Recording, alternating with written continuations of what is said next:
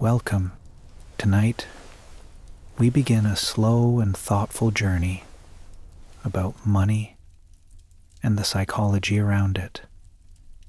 Not about spreadsheets or stock charts, but about you, about how your mind, your emotions, your childhood, your fears, and your quiet desires shape every decision you make with money. So if you're here to fall asleep while learning something gently profound, you're in the right place. Take a deep breath, set your phone down, let the weight of the day begin to fade. And if you enjoy this kind of peaceful long-form storytelling, where books whisper instead of shout, consider subscribing. It helps us bring more calm into the world, one sleepy story at a time. Now, let's begin. It's the year 1929. The morning is quiet in lower Manhattan. There's a subtle haze drifting across Wall Street, the kind that sticks to the edges of old buildings and the backs of pressed collars. Banks are still opening their doors with formality, even though the air carries tension. The stock ticker machines are clattering inside brokerage offices, spitting out narrow tapes of inked fortune or ruin, and somewhere in the crowd is a man named James, an insurance clerk with little savings and a growing sense that things are not quite right. James doesn't fully understand the market. He reads about it in the New York Times and hears men talk loudly about margin and dividends as if they were common household words. He nods along, but inside, he's cautious. His father warned him about risk. His mother always said it was better to have $1 in your hand than 2 in a dream. He carries those words with him, heavier than his pocketbook.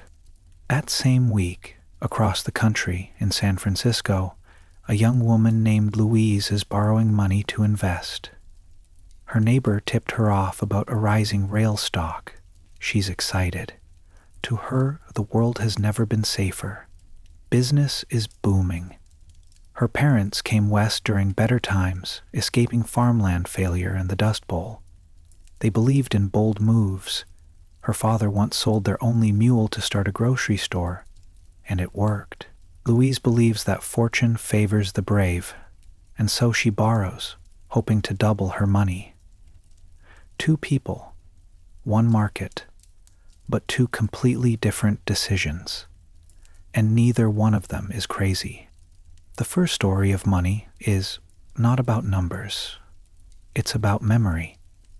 If you were born in 1940s Germany, you lived through hyperinflation, where a loaf of bread cost billions. If you were raised in post-war America, you might believe the economy always rises. Each generation inherits not just capital, but belief systems, quiet, embedded truths that are rarely questioned. That's what makes financial behavior so difficult to study. We want to treat it like physics, a system of rules and predictable laws, but it isn't. It's closer to psychology or even folklore. What we do with money is shaped more by our invisible history than by rational calculation. 2 people in the same year can face the same economic conditions and come to opposite conclusions, not because one is irrational, but because they carry different ghosts in their pockets. Consider post-Soviet Russia in the 1990s. After the collapse, citizens scrambled to convert rubles into hard goods, televisions, canned food, even shoes. Why? Because they had seen currency collapse before. A generation traumatized by state control and economic manipulation did not believe in numbers on paper. They trusted what they could touch. Now contrast that with a Silicon Valley coder in 2013 investing their bonus into cryptocurrency. To them, it wasn't about fear. It was about revolution, innovation, and the idea that centralized systems were outdated. The same action, transferring money out of traditional systems, was motivated by completely different beliefs. This is why the phrase "just be rational" often fails in financial conversations. What seems rational to one person might feel unsafe to another. What feels bold to you might feel reckless to someone who grew up during wartime rations. The math doesn't change, the context does. Historical finance is littered with examples that seem baffling unless you know the story behind the behavior. In the early 1700s, the South Sea bubble in England saw thousands invest in wildly speculative ventures. People mortgaged homes to buy into promises of untold riches from foreign trade. When it all collapsed, it wasn't because people were stupid. It was because they were starved for upward mobility in a rigid class system. The idea of skipping decades of slow toil was intoxicating. And yet, a generation later, people were still doing it. Tulips in Holland, .com stocks, NFTs. Not because they forgot, but because the story felt new. Each time, the context changed slightly, just enough to convince a new group of participants that this time it would be different. That's another lesson of financial behavior. Memory fades faster than risk disappears. But let's come back to the quieter people, the ones not on the front page of financial history, the ones who hoard cash in shoeboxes, who avoid banks, who never speak about money at the dinner table. You may have known someone like this, maybe a grandparent, maybe a neighbor. To many, they seem irrational, but if you listened closely, you'd hear the tremble in their voice when they talk about what happened to Uncle Ed. You'd hear how they once lost everything in a merger gone wrong, or how they watched a banker dismiss their father's tears with a stamp and a shrug. To them, security doesn't come from a high yield. It comes from stillness, from knowing that tomorrow will not surprise them, that nothing will be taken while they sleep. And you, where do your instincts come from? Maybe you check your account more often than you'd like to admit. Maybe you avoid looking at it at all. Maybe you invest blindly into index funds, not because you understand them, but because someone you trust once said it was wise. Maybe you live frugally, not because you want to, but because you fear becoming a burden. None of this is madness. It is memory. It is inheritance. It is unspoken survival, passed from one generation to the next. And the strangest thing is, everyone's doing this. The millionaire who still cuts coupons, the broke student investing in options, the parent who works 2 jobs and keeps all their savings in a locked drawer. Every one of them is playing the game that makes sense to them. Which brings us to a quiet, enduring truth. No one is crazy. They are just responding to a world that shaped them in ways they may not even remember. So the next time you read a headline or hear a tip or watch someone make a decision that baffles you, pause and ask, what shaped them? What might I not be seeing? And then turn the same question inward. What shaped you? Where did your beliefs begin? Let's move quietly now into the next chapter of this story. Imagine for a moment that you're not holding a financial statement, but a diary, one kept by your subconscious, charting your every memory involving money. It doesn't contain balance sheets or investment returns. It holds flashes of feelings. A parent's worry behind a closed door, the cold silence of a dinner table after job loss, or the quiet pride of saving enough to buy something with your own name on the receipt. This ledger of emotion, invisible but persistent, becomes the true map from which most of us navigate our financial lives. You might have thought the decisions you make with money are mostly rational, that they come from careful analysis, maybe a spreadsheet, or the sound advice of experts. But in truth, your behavior is more like a reflex than a formula. It's rooted in stories, not spreadsheets. In 1982, a study was conducted on retirement saving habits across different professions. Interestingly, two groups earning nearly identical salaries, one composed of engineers and the other of school teachers, had dramatically different saving rates. Why? The engineers, by training and culture, believed they could outthink the system. They trusted models, forecasting, and complex instruments. The teachers, meanwhile, lived in a culture of caution. Stability, security, and guaranteed pensions were valued more than growth. The result? Similar income, opposite behavior. But here's the critical part. Neither group was wrong. Each was acting based on the lived experiences that made sense to them. No one was crazy. Let's step back even further in time. During the Great Depression, when bank runs were rampant and depositors feared for their savings, many families developed what economists would later call generational financial trauma. This trauma doesn't just disappear. Decades after the Depression ended, children and even grandchildren of those who lived through it were still more likely to distrust banks, avoid debt, and save in unusually conservative ways, even if the conditions that originally justified that behavior were long gone. Trauma doesn't care about interest rates. In the same way, during the inflationary 1970s, people grew fearful of holding cash. Those who lived through that time often became obsessed with hard assets, gold, real estate, even collectibles. Their financial instincts were forged in fire, in a world where money lost value by the week. Fast forward to the 2008 financial crisis, and we see the opposite.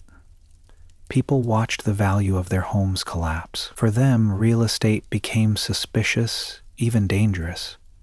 Again, two groups, two truths, neither irrational, just shaped differently. And then there are cultural echoes, broader than individual experience. In Japan, for example, there's a word, motenai, which expresses regret over waste. It's deeply ingrained in post-war generations that lived through scarcity. You see it in saving habits, in reluctance to take on risk, in how people think about consumption itself. In contrast, the American post-war period was defined by abundance and expansion. The GI Bill, booming suburbs, and easy credit created a culture of optimism around spending and leverage. These cultural memories pass down silently through habits, attitudes, even gestures. And while they don't show up in personal finance books, they're more powerful than most formulas ever written. There's a story told about a man who lived through hyperinflation in South America.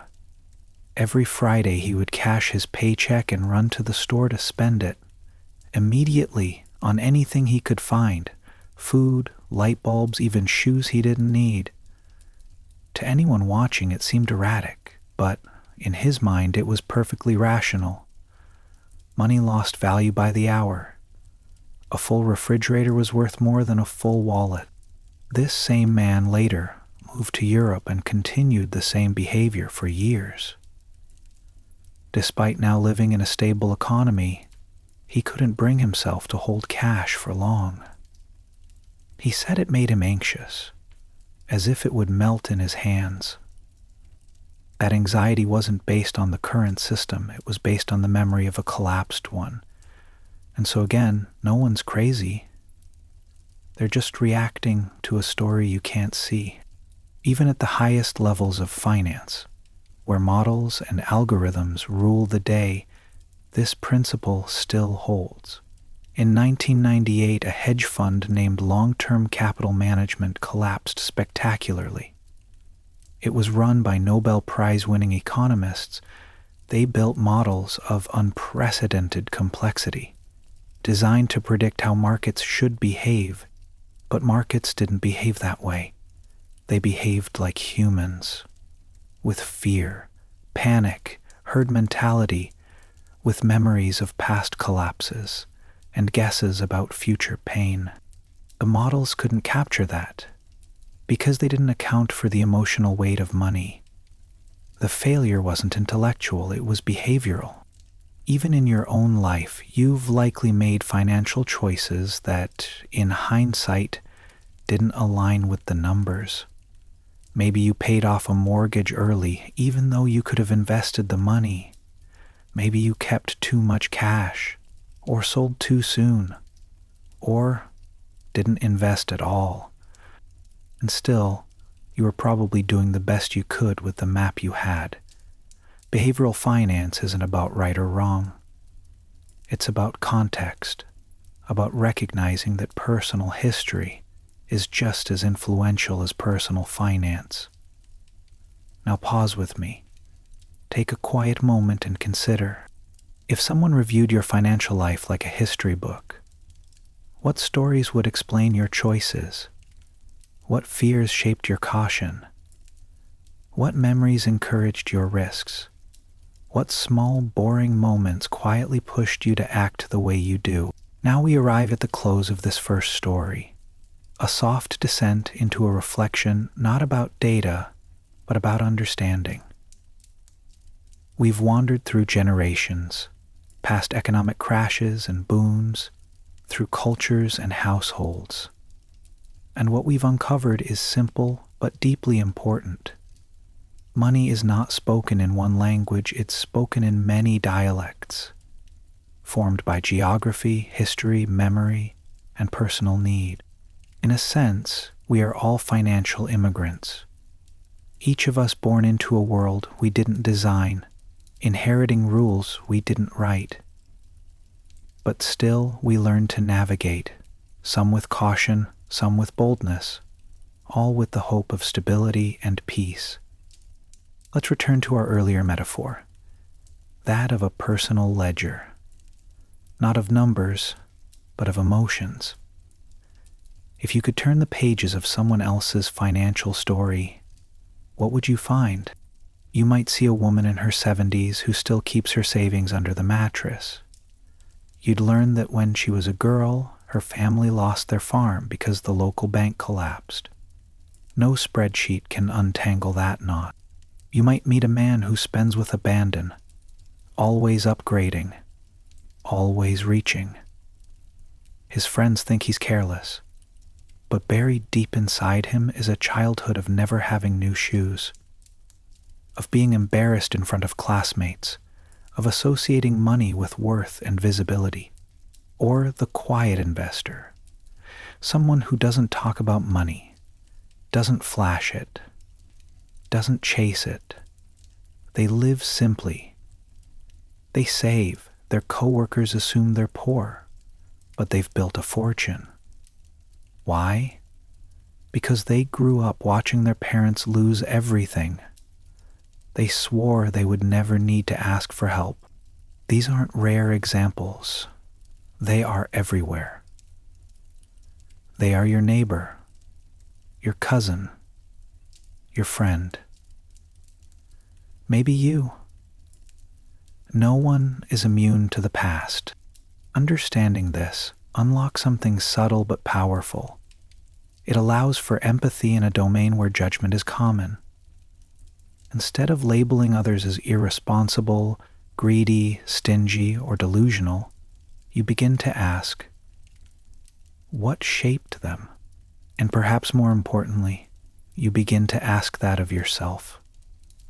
What stories have you inherited about money? What beliefs are you carrying, perhaps unconsciously? And are those beliefs still serving you? Or are they outdated protection, like armor worn long after the battle is over. This isn't an invitation to discard those beliefs carelessly. Many of them kept you safe. Many of them still do. But noticing them, that's the first step toward freedom, because the opposite of being crazy with money isn't being perfect, it's being aware. Here's one final, quiet example to hold on to. In 1945, a man named Charles was given a modest military pension after returning from the war. He never made much money. He worked as a janitor in Vermont for over 3 decades. He never owned a new car, never went on vacation, never talked about investing. But when he died in 2014, Charles left behind $8 million, quietly, invisibly, without fanfare. How? He spent little. He saved. He invested in what he understood. And he never tried to impress anyone. To many, that seems crazy. To Charles, it was just what made sense. He wasn't trying to beat the market. He was just trying to stay safe. In control. Calm. That was his story. And it was enough. So now, as you drift toward stillness, ask yourself, what is your story with money? Not the one you show others, but the quiet one, the one stitched from memories, from long ago lessons, from whispered worries and silent hopes. Are you playing the same game as the person next to you? Probably not. And that's okay. Because no one's crazy.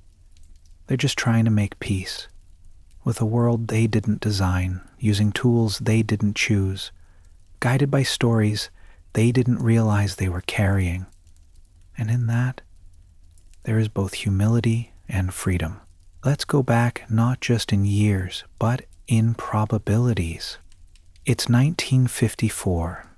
In Omaha, Nebraska, 2 boys, about the same age, maybe 12 or 13, are playing marbles outside a schoolyard. Their names are John and Richard. They go to the same school, wear the same uniforms, and both come from working-class families. One lives on a street with cracked sidewalks and sycamore trees that lean toward the sun. The other lives 2 blocks away, closer to the main road, where cars pass by more often and radios buzz louder in the afternoon. John is quiet, observant. He likes numbers and reads newspapers older than he is. Richard, louder and wilder, likes to bet on things. Coin tosses, baseball scores, how long the teacher will talk before calling on someone. They are not remarkable boys. But as years pass, something begins to shift. By the time they are in their 20s, John finishes college, gets a job at a bank, and slowly works his way up. Richard drifts between jobs, some construction, some car sales, a little time in the service. They both marry. They both have children. They both try to get ahead. But something happens around age 30. John meets someone, a mentor, a man with connections, and is offered a modest stake in a local investment firm, the kind of opportunity that only comes once, and usually not at all. He takes it, and over the next 30 years, his net worth compounds beyond imagination. He becomes one of the wealthiest men in the state. Richard? His path is quieter. He has good years and hard ones. He opens a tire shop. It does well, until a fire wipes it out. Insurance doesn't cover everything. He never quite recovers, but he keeps going. Now they are old men. One sits on the board of 3 foundations. The other collects Social Security and drinks coffee at the same diner every morning. And when you ask what made the difference, you'll get different answers. Some say John was smarter. Others say Richard made poor choices. But the truth? Luck and risk. That's it. In the language of money, these two forces, luck and risk, are twin faces of the same coin. Both are invisible, unpredictable, and often misunderstood, and both shape outcomes far more than we're comfortable admitting. We like to tell stories about success and failure. Neat stories. Ones with causes and effects. She succeeded because she worked hard. He failed because he made a mistake. She's brilliant. He's reckless. But these stories are incomplete because they ignore the randomness woven into every financial journey. We don't like randomness. It threatens our sense of control. It makes it harder to believe that effort leads to reward. But luck doesn't care about effort, and risk doesn't wait for consent. Take Bill Gates. He attended one of the only high schools in America that had a computer terminal in 1968. That fact alone placed him in a statistical anomaly so rare that it defies replication. Yes, Gates is brilliant. Yes, he worked hard. But thousands of brilliant, hard-working students didn't have that access. Had Gates been born just 5 years earlier, or gone to a different school, his story might be entirely different. That doesn't diminish his achievements, but it should humble our interpretation of them, because to study success without acknowledging luck is to miss half the story, and the same applies to failure. During the 2008 financial crisis, millions lost jobs and homes. Some had borrowed recklessly, yes, but others had done everything right. They saved, they bought modest homes, they followed advice, and still, the tide took them. Was that failure? Or was it risk, doing what risk does, arriving uninvited? We often conflate poor outcomes with poor decisions, but in a world governed by chance, even the best decision can lead to pain. And even foolish ones can sometimes win. This is why humility is so essential in finance, because behind every success is an invisible network of chance, and behind every failure, the same. Now, consider the financial advisors, the books, the gurus who teach money strategies with unwavering confidence. They speak of habits, of rules, of plans. And yet, for every investor who held tight and won big, another did the same and lost. For every entrepreneur who risked it all and succeeded, another risked the same and failed. And the difference? Luck, timing, context, a single unseen variable. So when we analyze outcomes, we must be careful not to confuse good results with good decisions or bad outcomes with bad ones. Sometimes the decision was sound and the outcome just wasn't. Here's a slower metaphor. Imagine you're walking through a forest in fog.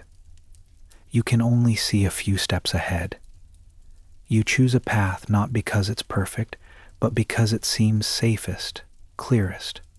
You walk, and sometimes, without warning, a branch snaps, a root trips you, the path vanishes, not because you chose wrong, but because the forest changed. That's what money feels like. Even the best laid plans must live with the fog of uncertainty. And this brings us back to our two brothers, John the investor with compound wealth, Richard the tire shop owner who barely broke even. Was one smarter? Maybe. Was one luckier? Almost certainly. And is one story more valid than the other? That depends on what you measure. Because if you measure happiness, connection, dignity, or resilience, the answers might surprise you. And if you measure only net worth, Well, you might be mistaking outcome for understanding. So here we pause gently. What if your own journey, your financial path, is not only yours but also shaped by luck? What if the people you admire or resent are walking with shadows you don't see? And what if the stories we tell about money need more silence, more space for uncertainty than we usually allow? Let's move carefully now into the deeper folds of the story. The world admires the self-made person, the entrepreneur who started with nothing and built an empire, the investor who beat the market, the worker who rose from poverty to prosperity. These stories are powerful. They inspire. They become blueprints, but when you look closely, quietly, without the noise of applause, you begin to notice something else hiding in the frame. Timing, geography, a chance encounter, a birth year, a policy change, a parent who supported the dream, or a downturn that didn't happen at the wrong moment. Self-made myth isn't a lie, but it is incomplete. Take Cornelius Vanderbilt, born in 1794, the son of a poor boatman. His empire began not just with hustle, but with being born at a moment when steamboats were about to change commerce. Or Oprah Winfrey, undeniably brilliant, but also launched into daytime television at a time when American media was expanding and society was just beginning to reckon with representation. These stories didn't unfold in a vacuum. They bloomed in soil made ready by chance. Yet we often ignore this part. The tendency to explain outcomes by behavior alone, what psychologists call the outcome bias, makes us believe success always follows discipline, or that failure always follows foolishness. This can lead to arrogance on the upside and shame on the downside. It's why one investor may write a book on how to retire early, while another who followed the same playbook quietly returns to work after a crisis wipes out their savings. Same actions, different results. Because luck is not evenly distributed and risk does not strike in equal measure. To understand this better, let's look at a pair of real-world investors, Ronald Read and Richard Fusconi. Read was a janitor in Vermont. He lived modestly, never earned more than an average salary, drove an old car, wore the same flannel shirts for years. He quietly invested in blue-chip stocks. When he died in 2014, he left $8 million to local charities and family. No one expected it. Fusconi, meanwhile, was a Harvard-educated executive at Merrill Lynch. He had a mansion, staff, and hosted high-end social events. When the 2008 crisis hit, he was over-leveraged. He lost everything, filed for bankruptcy. Now, it would be tempting to turn this into a morality play. Read the humble, frugal man, Fusconi, the prideful overspender.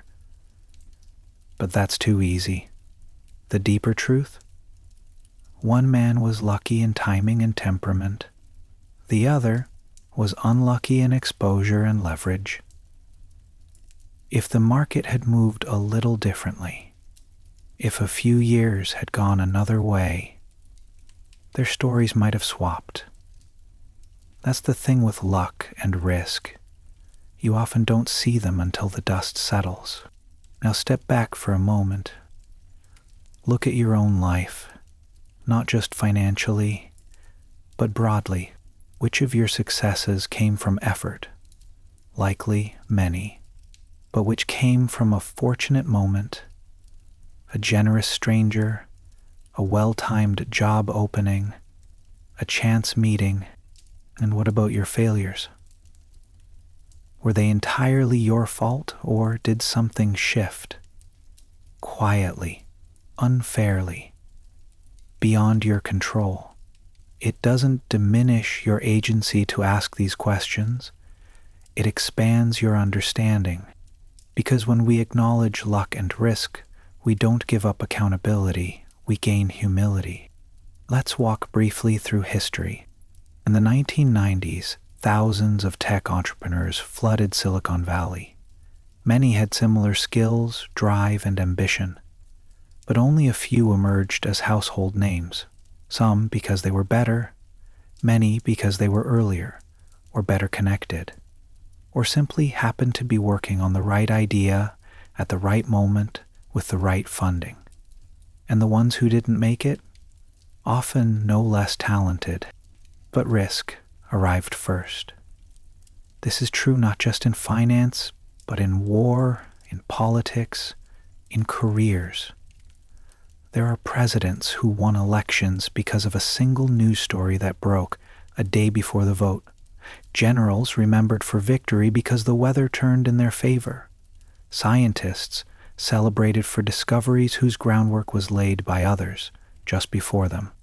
Chance, timing, context. And when we ignore this, we judge too harshly, others and ourselves. So what do we do with this knowledge? First, we become softer in our conclusions. We resist the urge to simplify outcomes into causes. Second, we build systems that account for randomness, diversification, emergency savings, margin of safety. These are not just financial tools, they are humility in action. And third, we become more generous, with praise, with patience, with forgiveness. Because we know now that the line between winning and losing is thinner than it seems. Let me offer one final story in this section.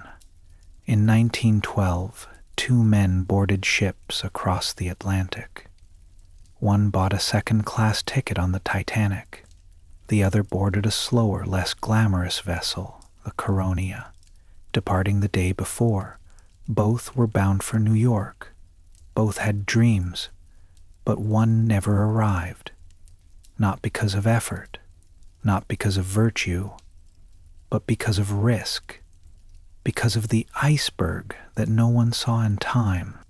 When people speak of success as though it's only the result of hard work, remember this. Sometimes you are not the captain. Sometimes you're just lucky to be on the right ship. As we leave this section, ask yourself, where in your life have you mistaken luck for skill? Where might someone else be suffering from risk, not failure? And if the answer is often, what might it mean to live and plan with that in mind? As we close this story, let's bring everything together. Not as a dramatic revelation, but as a soft lens through which to view the world. A quieter way to live, plan, and perceive what we often mislabel as certainty. We began with the idea that two people raised in similar environments can walk entirely different financial paths, shaped not only by their actions, but by moments they could never control. We explored the lives of those who succeeded and failed with nearly identical strategies. And we opened the window just enough to let in the unsettling breeze of randomness. Now we ask, what do you do with this knowledge? The answer isn't despair. It's design. You begin to plan with margins. You start to speak about money with gentleness. You stop looking at others with envy or condescension. You carry success more quietly. You receive setbacks with a little less self-blame. Let's go back in time, just for a moment, to a quiet figure named Benjamin Graham. He's often considered the father of value investing. He taught Warren Buffett, who went on to become one of the wealthiest and most studied investors in history. Graham's philosophy was simple, but radical. Don't try to predict the market. Just buy with a margin of safety. That term, margin of safety, It's not just a technical phrase. It's a worldview. It means acknowledging that you might be wrong, that the world is uncertain, that the game isn't always fair. It means you expect the unexpected, not because you're paranoid, but because you're wise enough to know you're not immune. That's what planning for risk really means, not eliminating risk, but respecting it. Consider the people who build wealth steadily, not spectacularly, but steadily. The quiet savers, the cautious investors, the ones who live a notch below their means. They are not the ones who make headlines, but they're the ones who sleep well. They understand something others don't, that the difference between I made it and I lost it all is often just a few degrees of luck. So they don't tempt the gods of randomness. They leave room. They build buffers. They know that life is not a straight line. Let's also reflect on how this idea changes how we view others. In a world obsessed with achievement, we tend to moralize success. We assume the rich are smart, disciplined, or chosen. We assume the poor are lazy, reckless, or cursed. These judgments simplify the world into a narrative of fairness, but the world doesn't owe us fairness. It never did. When we understand that, we become better neighbors, more compassionate bosses, more empathetic teachers, less anxious about being judged and less eager to judge. Because when you realize that luck and risk are part of everyone's story, you stop asking, what did they do to deserve that? And start wondering, what happened that I didn't see? In your own life, this awareness can become a kind of armor. You start to make decisions not just based on best case outcomes, but on tolerable ones. You ask not only, what's the reward, but what's the worst that could happen? And can I survive it? You invest not to impress, but to endure. You stop optimizing every dollar and start protecting every night's sleep. You become, in the truest sense, a student of risk, and with that comes peace.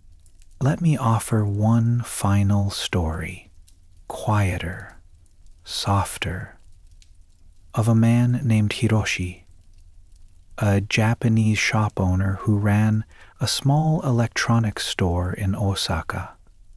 He started the business in the 1950s with borrowed money and sold radios. Over the decades, the store grew. Never big, never global, but steady. He was known not for innovation, but for something simpler. He always kept a year's worth of expenses in reserve. People thought it was old-fashioned, wasteful even. But when a major earthquake struck in the 1990s and businesses all around him failed, Hiroshi's store survived. He had planned, not for profit maximization, but for the unexpected, for the power of a world that doesn't send advance notices. He died in his 80s. His store still runs, now managed by his granddaughter. It never went public. It never expanded. But it endured, and in the end, that might be the most extraordinary financial story of all. So, as you drift now into the edges of thought, let this settle in you. Not as fear, but as a calm kind of realism. You do not control all outcomes. Others don't either. And the stories we tell about money are never whole without accounting for luck and risk. Instead of resisting that, you can live with it. You can fold it into your plans. You can accept it as part of being human. And in doing so, you become just a little more free. Let's begin this story, not at the top, but at the edge of it, where the line between wealth and ruin blurs into something difficult to see clearly. It's the year 2005. A hedge fund manager named Raj stands atop a Manhattan skyscraper, sipping coffee from a porcelain cup. The skyline sprawls beneath him. Rivers of glass and ambition, cranes lifting new fortunes into the sky. Raj is not old, barely 40, but already considered a legend in certain financial circles. He's sharp, methodical, unnervingly calm. In 5 years, he has multiplied investor funds several times over. His name shows up in finance columns. His fund is oversubscribed. He has a private jet, 2 homes, and 3 assistants. But none of these details are particularly unusual, not for someone in his field. What is unusual is what happens next. By 2009, the fund collapses. Raj is accused of insider trading. His assets are frozen. His name, once spoken with reverence, becomes a cautionary tale, a parable told in boardrooms and lunch meetings about the dangers of chasing too much too fast. What struck people most wasn't the crime. That's sadly common. It was the motive. Raj was already wealthy beyond need. He had tens of millions. His lifestyle was secure. He had won. So why risk it? That question lingers, like steam from his forgotten cup of coffee. Why risk everything when you already have more than enough? To understand this, we must slow down, not to judge, but to observe. The idea of enough is one of the most elusive concepts in finance, not because we don't understand it, but because we don't feel it. What is enough? For some, it's a paid-off house and groceries without worry. For others, it's a certain number on a screen. But for many, perhaps most, enough is not a point. It's a moving target. And that's the danger. Because once you convince yourself that happiness lies just a little further ahead, you never arrive. Let's drift back in time to a quieter figure. In the 1920s, there was a man named Jesse Livermore. He was, in many ways, the original Wall Street superstar. At one point, he was one of the richest men in the world. His trades were legendary. His instinct, near mythical. But like Raj, Livermore's story did not end at the top. He lost it all, more than once. Each time he built his fortune back, only to lose it again, not because he lacked skill, but because he lacked contentment. The money was never enough. The game had to continue. The stakes had to rise. The silence of having won was unbearable. So he played, again and again, until in the end it broke him. Livermore died alone, by suicide. His final note contained no figures, only regret. Now pause, breathe slowly, and ask yourself, what drives someone who already has enough to risk it all? Sometimes it's greed, but more often, it's something softer, more invisible. Status, insecurity, comparison, a need to feel successful, not just be successful. Because in a world where someone always has more, enough can feel like less. The great paradox is this: it's easier to measure income than it is to measure satisfaction. We see numbers, rankings, lists, but peace, that's internal, quiet, private, so we chase what we can see and neglect what we cannot. It's why lottery winners often go bankrupt. It's why athletes and entertainers, after the peak, spiral into confusion. It's why some of the most comfortable people you'll ever meet are also the most anxious. They never found the line. They never defined enough. But let's bring it back to something smaller, something human.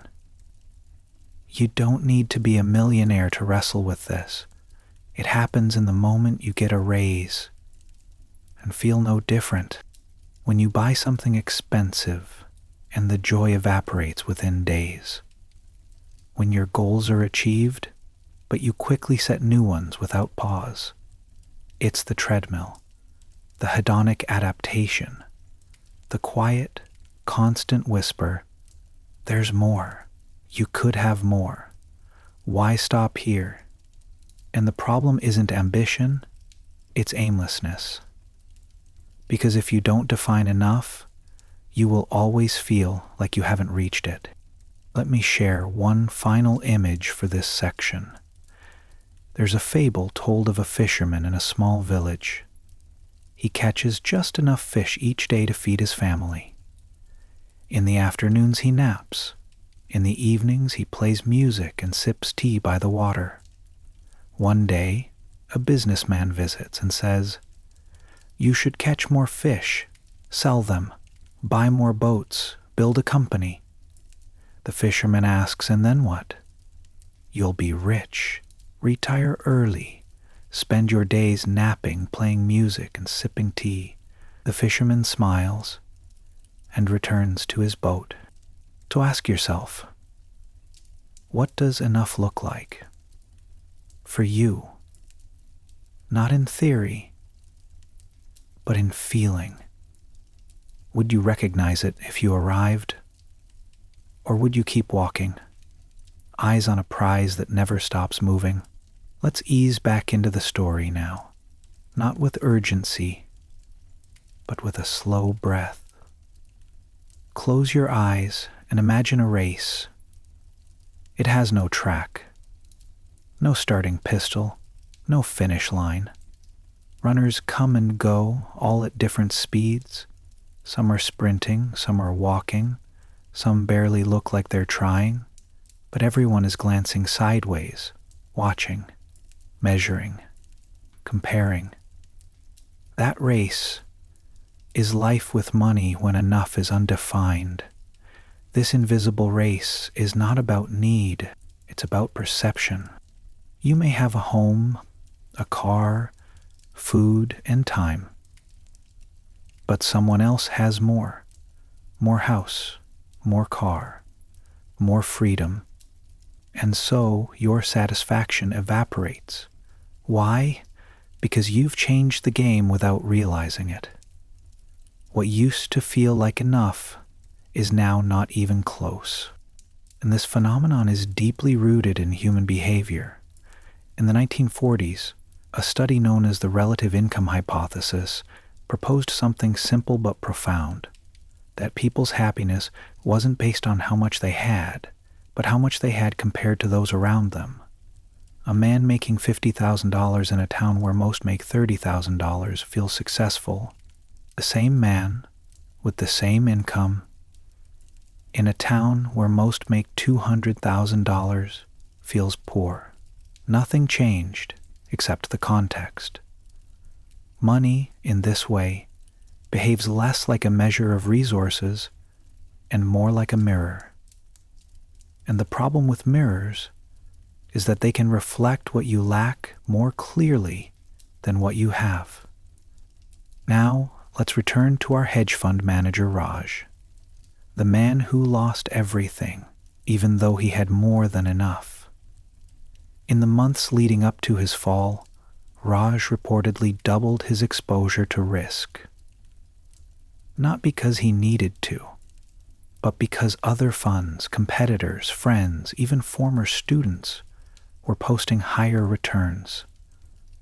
He couldn't bear the thought of being outrun. Even though he was already ahead by every meaningful measure, the feeling of slipping in the rankings was unbearable. He wasn't chasing wealth, he was chasing status, approval, that warm, quiet affirmation. You're winning. But here's the thing about that feeling. It doesn't stick. It wears off, like perfume, and you need more of it to get the same hit. So you raise the stakes, again and again, until one day the game bites back. You don't need to be in finance to experience this. It happens to the office worker who constantly upgrades their wardrobe, not for function, but to fit in. To the young couple who stretch their mortgage just to match their neighborhood. To the small business owner who reinvests every penny not because they want to grow, but because staying still feels like falling behind. None of these choices are inherently wrong, but they are dangerous. If made unconsciously, and many of them are, because when we don't define enough, we become trapped in a game with no exit. A game where winning means nothing, because there's no scoreboard. Only a constant glance over your shoulder. Let's drift even further back in time. In ancient Rome, the philosopher Seneca wrote about wealth, not in terms of accumulation, but in terms of mastery. He observed that the richest men were often the most anxious. Why? Because the more they had, the more they feared losing it. Seneca himself was wealthy, but he cautioned against mistaking wealth for peace. He wrote that true wealth is the ability to desire no more. Not nothing, just no more. To stop reaching, not because you've given up, but because you've arrived. Imagine that. Not a finish line made of numbers, but one made of awareness. So what stops us from declaring enough? Partly fear that we'll miss out, that others will outpace us, that we'll fall behind in a race no one ever agreed to run. And partly identity, because in a world where your worth is linked to output, having enough can feel like quitting, like shrinking. But in truth, it's the opposite. It's reclaiming control. It's choosing to step off the treadmill and sit, instead, under a quiet tree of your own planting. Here's a story that might help. In the 1980s, a tech worker named Linda bought a modest home on the outskirts of Seattle. As the city grew, so did her home's value. Friends encouraged her to sell, reinvest, trade up. But Linda stayed. She didn't need more space. She didn't want more debt. She liked her view of the pine tree. By the 2000 S, those who had traded up were paying massive property taxes. Some lost their homes during the crash. Others took on second jobs to manage renovations and loans. Linda, she planted a vegetable garden, retired early, hosted dinner parties. She didn't beat the market. She just stepped out of the game. And she was free. As you lie here now, consider this. Where have you unknowingly signed up for a race you don't want to win? Where might you already have enough, but haven't allowed yourself to feel it? What would your life look like if you drew your own finish line? And could you gently step back from the edge of more and say, this is good, this is enough? Let's close this story slowly, like a book that doesn't need a final sentence to feel complete. In this last part, we are not chasing conclusions. We are resting in clarity. A clarity that comes not from wealth itself, but from stepping outside of its illusion. You've now seen how enough isn't a number. It's a feeling, a boundary that, if left undefined, will stretch endlessly, always just a little beyond where you are. You've met men like Raj and Jesse Livermore, who had everything and lost it by chasing just a little more. You've seen the fisherman in the parable, already living the life that others spend decades trying to reach. But how do you apply this to your own life, gently and without drama? You begin by noticing. Let's start with your definition of wealth. Not what your accountant says, not what the media suggests, but your own private, personal definition. Ask yourself, if I woke up tomorrow with everything I needed, not everything I wanted, but everything I truly needed, what would that look like? Would it include freedom to walk away from a toxic job, time with your children, the ability to sleep peacefully, without the weight of financial dread, a home that feels safe even if it's not large, a car that works even if it's not admired. This is real wealth, the kind that is invisible to others but undeniable to you. And often, it already exists. But you've missed it because you were looking outward, measuring with someone else's ruler. Now let's reflect on status, because that too clouds our vision of enough. Status is not inherently bad. The desire to be respected, acknowledged, valued, that's deeply human. But when our self-worth becomes dependent on how we appear financially, we're handing over our peace to strangers. The car, the clothes, the vacations, they can bring joy, but when they're driven by comparison, they also bring pressure, debt, anxiety, a persistent sense that you're falling short.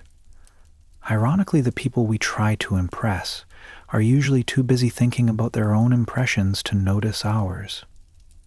And so we compete, alone. But there's a quieter path. You may have seen it before in someone who carries themselves with a kind of calm dignity, not because they have the most, but because they are content with what they have. They don't flash their success. They don't apologize for their simplicity. They seem to have stepped out of the race entirely. That person didn't stumble upon peace by accident. They defined enough. They practiced gratitude like a ritual. They protected their time, their energy, and their values, like they were more valuable than any investment. And in doing so, they became truly rich. There's a term in aviation, minimum safe altitude. It's the lowest point a plane can safely fly without hitting anything. In money, you can think of enough the same way.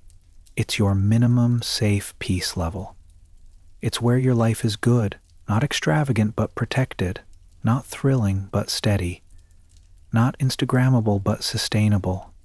And once you know what that level is, you stop flying higher just to see if you can. You stay steady. You enjoy the view. Let's close with one last story. In 2007, two authors, Kurt Vonnegut and Joseph Heller, were at a party hosted by a billionaire hedge fund manager. Standing in the crowd sipping drinks, Vonnegut turned to Heller and said, "Joe, how does it feel knowing that our host made more money yesterday than your book Catch-22 has made in its entire lifetime?" Heller smiled and replied, "I've got something he'll never have." Vonnegut asked, "What's that?" Heller answered, "Enough." That line, those 5 letters, contain more wisdom than most financial textbooks. So now you lie here in the quiet, in the space between ambition and rest, and the question becomes your own. What does enough mean to you? Not in theory, not someday, but now. Could you name it? Could you feel it? And if you already have it, could you allow yourself to believe you've won? Not because you out-earned anyone, but because you stopped needing to. The Psychology of Money, Story 4, Confounding Compounding. Section 1. The most powerful force you never feel. Let's begin this story not with a number, but with something slower. A single drop of water. Imagine it falling into a still pond. You hear it, softly, and then watch the ripples spread. They are delicate, almost invisible at first, but they keep going, outward, wider, reaching places you cannot predict from the starting point. That is how compounding works, not as a moment, but as a rhythm, not in a flash, but in layers, over time. It doesn't feel like magic at first. In fact, it feels boring, predictable, undramatic. But that is its brilliance and it's deception. Because what makes compounding powerful is precisely what makes it hard to believe in. Let's go back in time to the year 1930. In Omaha, Nebraska, a young boy named Warren Buffett is reading a book he borrowed from the library. He's 10 years old. The book is called 1,000 Ways to Make $1,000. He becomes fascinated, not with the money itself, but with what money can become. At age 11, he buys his first stock, 3 shares of City Service Preferred at $38 per share. The stock drops to $27, then climbs to $40. He sells. He makes a small profit, just a few dollars, but soon after the stock climbs to $200, and young Warren learns something. He hadn't just sold too early. He had misunderstood time. Years later, he will say that the most powerful force in finance is not intelligence or timing or luck. It is compounding. Left untouched, allowed to grow in silence. And that truth will guide his entire life. Let's look at the math just briefly. Warren Buffett's net worth today is over $100 billion. But here's the part people miss. Nearly all of it came after his 60th birthday. Not because he got lucky at 60, but because he started investing at 10 and never stopped. Had he earned the same annual return, it's his patience. He simply let time do what time does best: compound. And most people don't. Why? Because compounding feels like nothing is happening. It's quiet. The early years look unimpressive. A few $100s becomes a few more. A year goes by, then another, no fireworks, no applause. It's not exciting, so people stop, or withdraw, or trade. They want movement, not stillness. Progress, not waiting. But the truth of compounding is this: its greatest returns arrive after it seems like nothing is working. That's the confounding part. Let's imagine a different scenario. You have a friend. She plants a tree. The seed is small, the soil dry. Every day she waters it. The first month, nothing. Second month, still nothing. By the end of the first year, she has a fragile sapling. You visit and smile politely. Looks nice, you say, but wonder if it's worth the effort. 10 years later, the tree provides shade, fruit, and beauty. And now it looks inevitable, natural. Like it was always going to be this way. But it wasn't. It grew because she waited. That's how compounding works. Quietly, almost invisibly, until all at once, it doesn't. But compounding isn't just financial. It applies to learning, relationships, health, reputation, trust. A book read today doesn't make you wise, but 100 over 10 years, that changes your lens on the world. A daily walk doesn't make you strong, but 5,000 of them, that reshapes your body. Telling the truth once doesn't build trust, but doing it every day, over decades, that becomes character. The most valuable things in life do not come from intensity, they come from consistency. That's what makes compounding both powerful and deeply human. Let me tell you about Grace Groner. She lived quietly, worked as a secretary for 43 years, never married, lived in a 1-bedroom home, shopped at thrift stores. When she died in 2010, she left $7 million to her alma mater. How? She had invested in a few shares of Abbott Laboratories decades earlier and simply never touched them. No trading, no timing, just patience. Most people never heard of her. But she lived a life of quiet contentment and left a legacy few imagined, because she understood that wealth, when left alone, grows in silence. So tonight, as you lie in stillness, think not about what you can gain quickly, but about what you could grow slowly. Where in your life might compounding already be working, even if you can't see it yet? And where might you have interrupted something just before the magic began? Section 2, Why the Early Years Feel Like Failure. Let's return now to the quiet rhythm of compounding, not as a flash of brilliance, but as a kind of faith, a belief in the slow, a reverence for the things that grow when left alone. Imagine again that young tree in the soil. Its first year is underwhelming. Second year, not much better. A decade goes by before it gives real shade. But what if you pulled it up after year 1, convinced it wasn't working? You'd miss everything.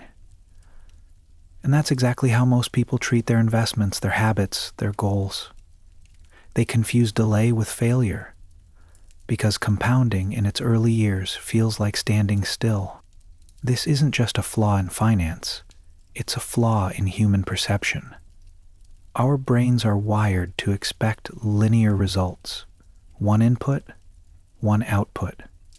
We take a step, and we want to see how far we've gone. But compounding doesn't work that way.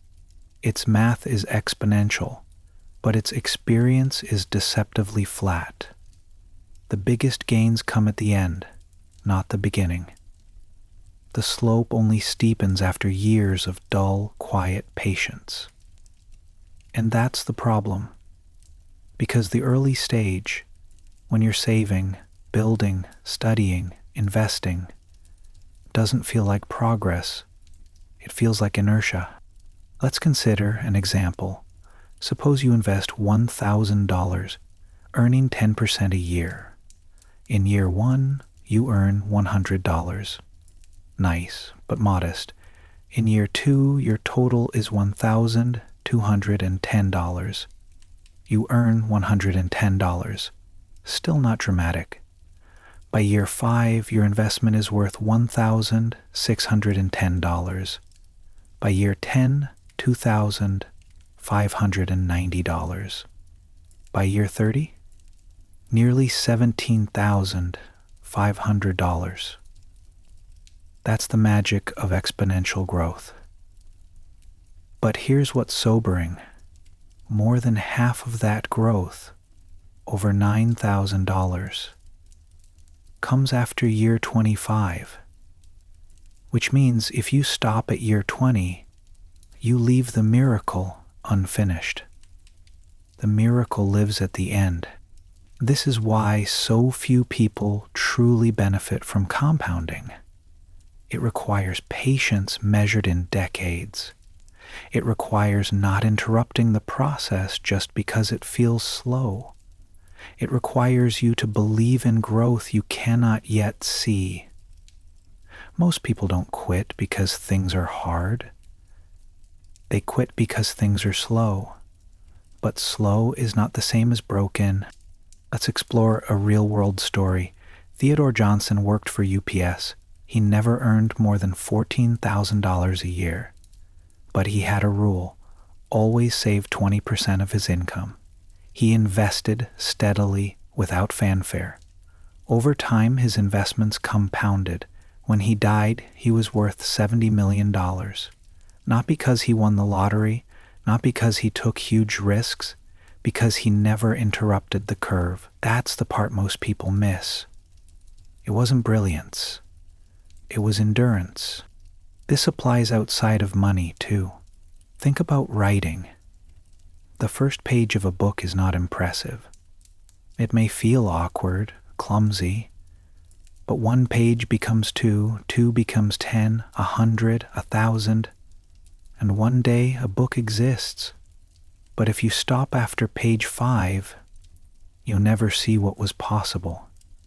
The early chapters are always the hardest to love. That's true in fitness, in learning, in love, and in personal growth. We must let the roots take hold long before the fruit arrives. Why is this so hard? Because we live in a culture of immediacy. We expect transformation overnight. We compare ourselves to people who are decades into their journey. We ask, why am I not there yet? When the truth is, we're not supposed to be. Compounding is not a shortcut. It is a path, one that rewards only those who keep walking when it looks like nothing is changing. That's what makes it powerful and rare. Think now about your own habits. Maybe you're saving a little each month, or reading a few pages, or walking each morning, or saying no to something quietly over and over again. It may not feel like success, but if done long enough with enough care, it becomes something extraordinary. That's the paradox. The things that change your life most often feel insignificant while you're doing them. Let me leave you with a thought experiment. If you had the option to receive $1 million today, or 1 penny that doubles every day for 31 days, which would you choose? Most people choose the million, but the penny? It becomes over $10 million by day 31, yet by day 15 it's still under $200. That's how deceptive compounding is. It rewards the quiet, the consistent, and the patient only at the very end. So as you rest here, ask yourself, where in your life are you underestimating the long-term power of small, consistent action? What habits have you stopped too early? What curves might still be building just beneath the surface? And can you allow them to continue just a little longer? Section 3. Letting time do the heavy lifting. We arrive now at the final section of this story. Not to conclude it, but to appreciate the part of compounding that is least visible, most misunderstood, and yet most essential. It's patience. Most people think the secret to wealth lies in strategy, timing the market, spotting trends, picking the right stocks or investments. And while those things matter, they are not the reason fortunes endure. The reason fortunes endure is far quieter: the willingness to wait, to not interrupt the process, to let time, not talent, do most of the work. Let's look again at Warren Buffett.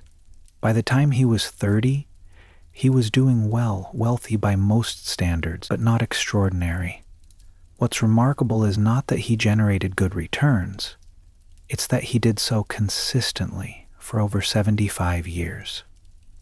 Had he started investing later or stopped earlier, his name would likely be unknown. Remove just a few decades from his timeline and the empire vanishes.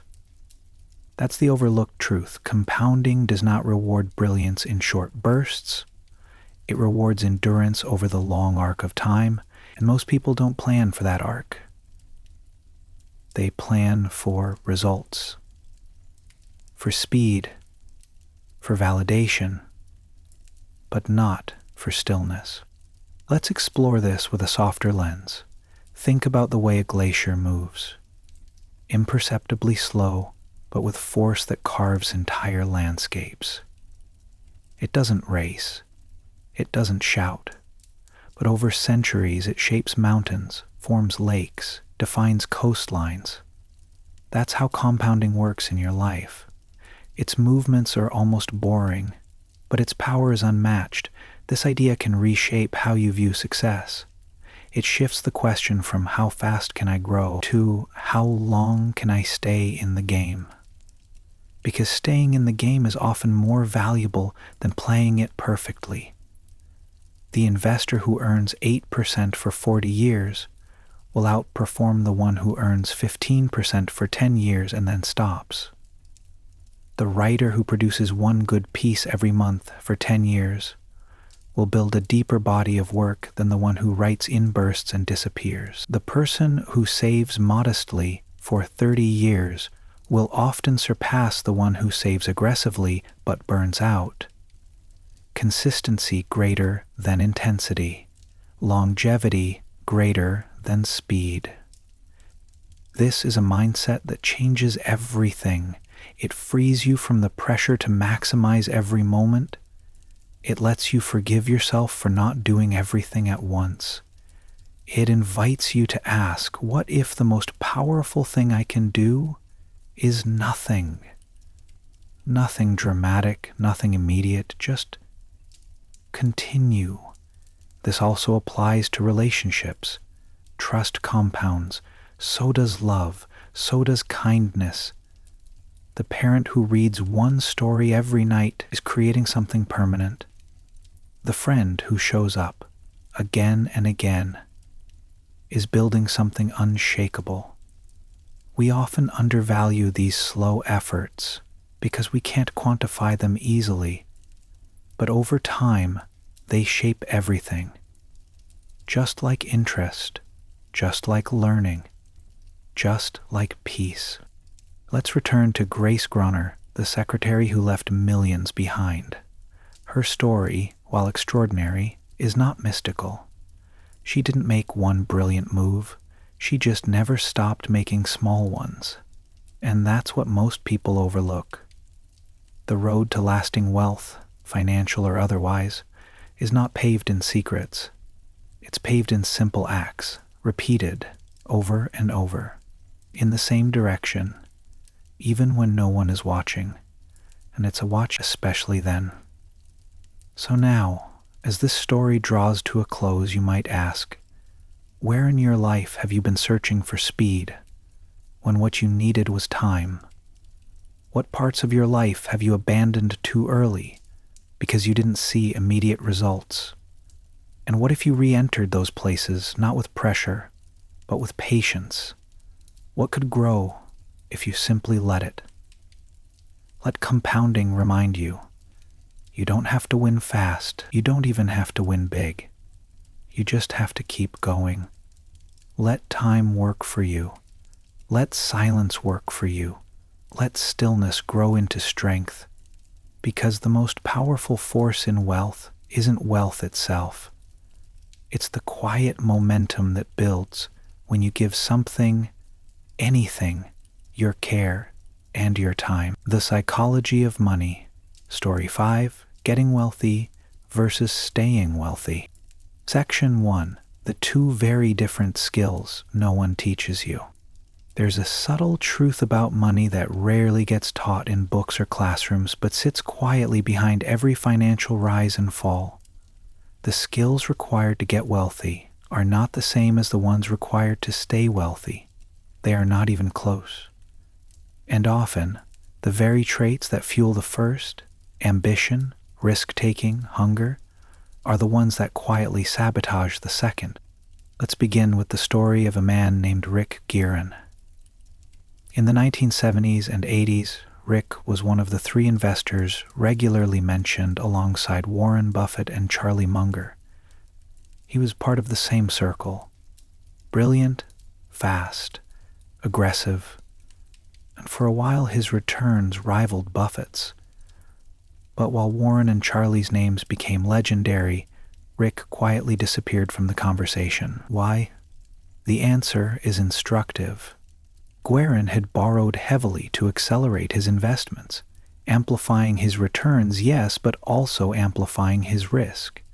When the market hit a rough patch in the late 70s, he was forced to sell his Berkshire Hathaway stock he had bought early and in large quantities, at a fraction of what it would later be worth. Buffett, by contrast, never used borrowed money. When asked why, his response was quiet but firm. You don't need to swing for the fences when you've already won the game. The story is not about greed. It's about vulnerability. Getting rich requires optimism and boldness. Staying rich requires paranoia and restraint. The two mindsets don't always coexist easily. We praise those who take the leap, who go all in, who chase big ideas with bigger bets. That energy is magnetic and often rewarded. But the people who keep their wealth, they tend to be far less visible. Their success lies not in dramatic wins, but in the steady avoidance of catastrophe. And that doesn't make headlines. We tend to admire the person who builds the mansion from nothing. But we rarely ask, who still owns that mansion 20 years later? And how? The answers are usually boring. Caution, simplicity, avoiding ruin, not chasing glory. Think of money like a garden. Anyone can have a good season. Sunlight, good soil, a few lucky rains. But to have a thriving garden year after year, that takes patience, pruning, protecting the roots when storms come, not planting exotic flowers that look dazzling but can't survive winter. Wealth behaves the same way. Earning it is thrilling. Keeping it is quieter, but far more delicate. Most people, especially early in their journey, think wealth is about maximizing returns. But over time, the wiser ones realize it's about minimizing the chance of losing everything. That means humility becomes more important than intelligence. That means planning for what could go wrong, not just what should go right. It means building buffers, expecting volatility, respecting luck, and most of all, being okay with not squeezing every drop of opportunity from the system. If you study the families who sustain wealth across generations, you'll see a pattern. They aren't the ones with the most explosive growth. They're the ones with the fewest disasters. The ones who didn't bet the farm. The ones who didn't try to double their fortune overnight. Because when you've truly grasped what it takes to get wealthy, you realize how easy it is to lose it. How? As you rest tonight, reflect on this. Have you been focused on growing your wealth at all costs, or quietly protecting what you've already earned? And what might happen if you shifted from chasing more to preserving enough? Section 2. The fragile balance between courage and caution. There's a reason we often confuse wealth with permanence. When someone has money, we assume they'll always have it. When we reach a financial milestone, it's tempting to believe it will last. But wealth is not a permanent state. It's a temporary position, always at risk of slipping away. Quietly, subtly, or all at once. In this section, we explore the paradox. Getting rich often requires exposure to risk, while staying rich requires the avoidance of it. And the line between the two is thinner than most people think. Consider the story of Jesse Livermore, once one of the most famous investors in America. In the 1920s, he made what was then considered an astronomical fortune by correctly predicting the crash of 1929. Newspapers called him the boy plunger. He was envied, admired, and feared. He was also, for a time, unimaginably rich. But just a few years later, Livermore was broke. He had lost everything. Not because he lost his talent, but because he could not stop.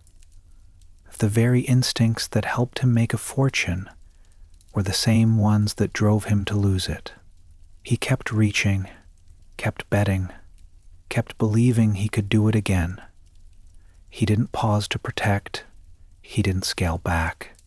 He didn't stop to say, "This is enough." Therein lies the risk.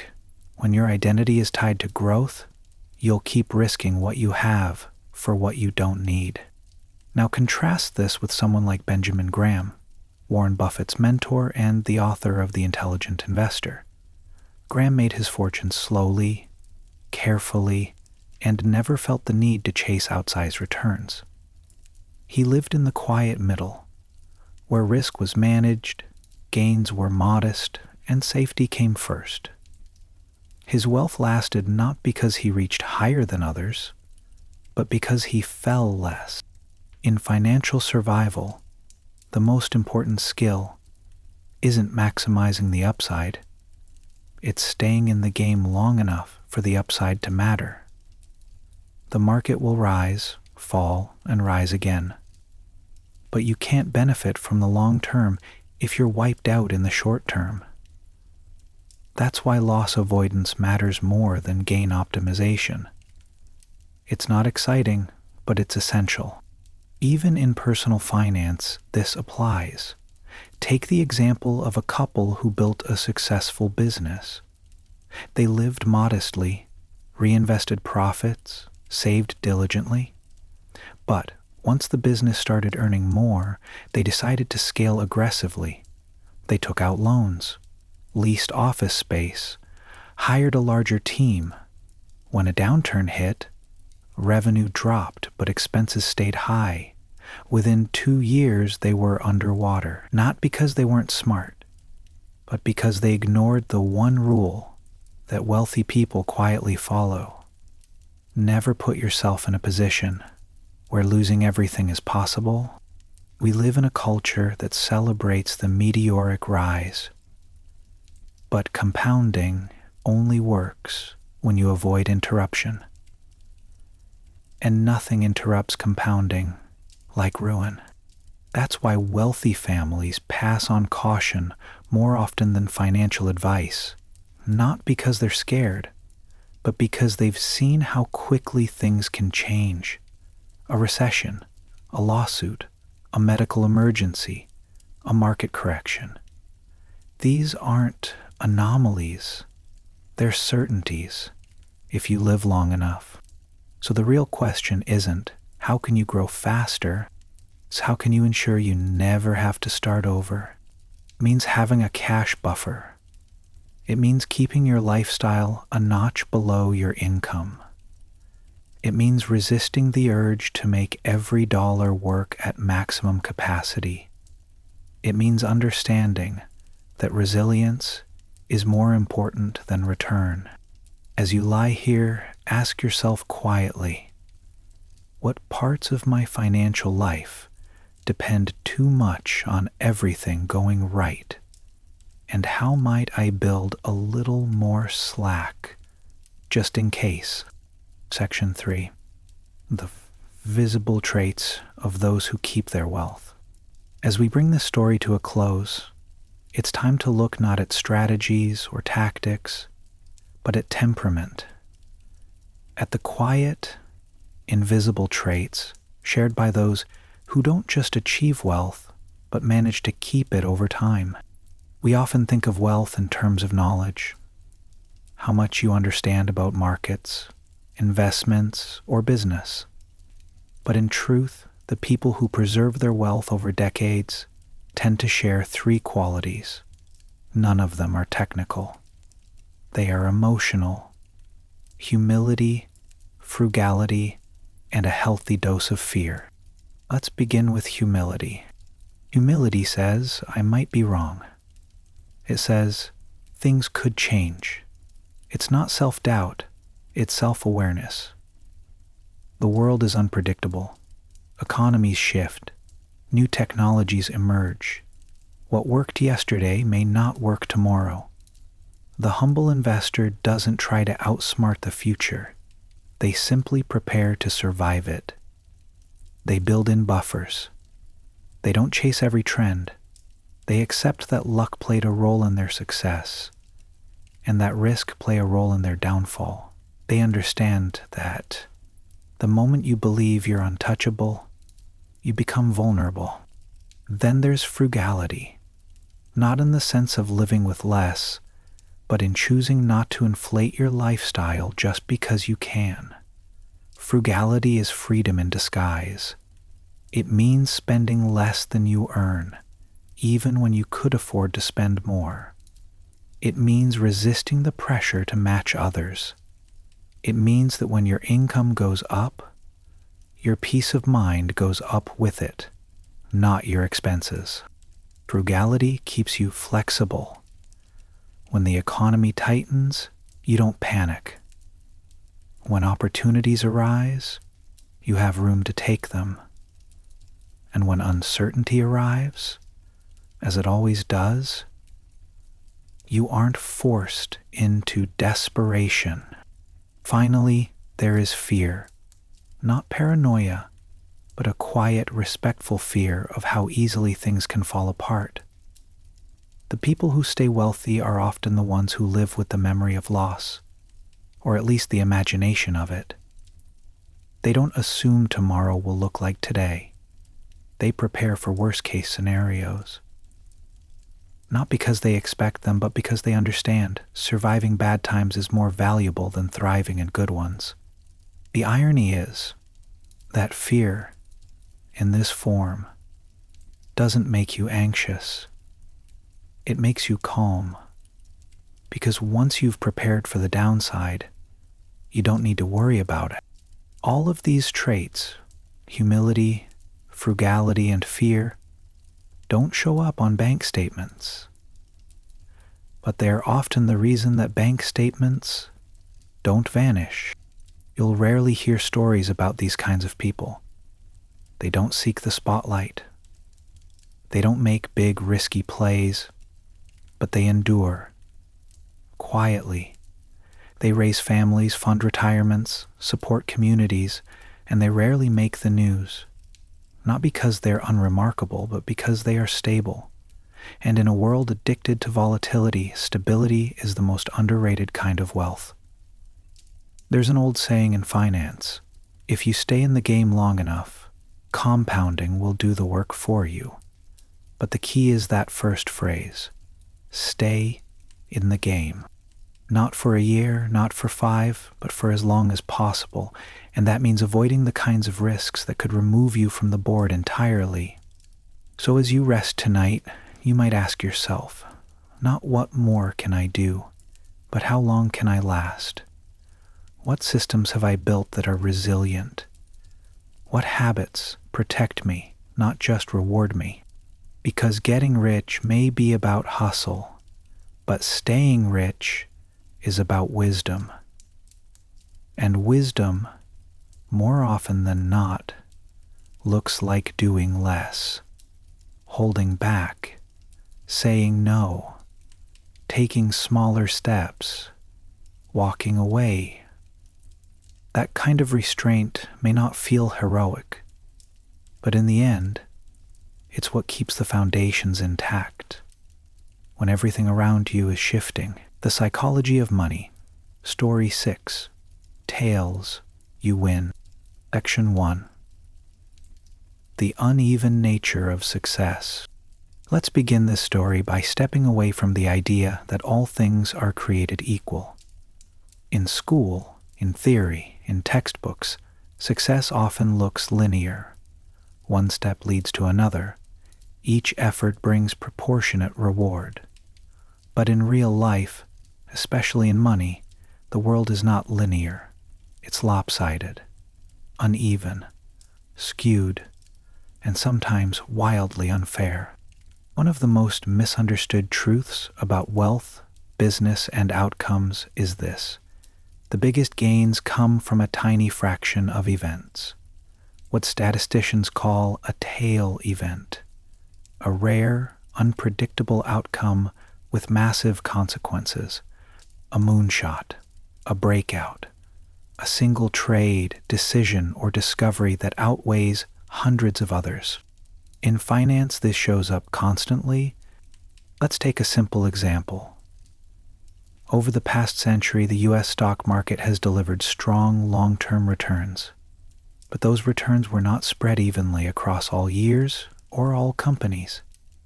In fact, the majority of gains have come from a tiny handful of stocks. Just a few dozen companies, out of thousands, have accounted for most of the market's growth. The rest? Many were flat. Some lost value, a few collapsed entirely. The same holds true for people. The vast majority of Warren Buffett's wealth, for instance, came from a small number of investments held over very long periods. Berkshire Hathaway owns dozens of companies, but the returns are concentrated in a few. Apple, Coca-Cola, American Express.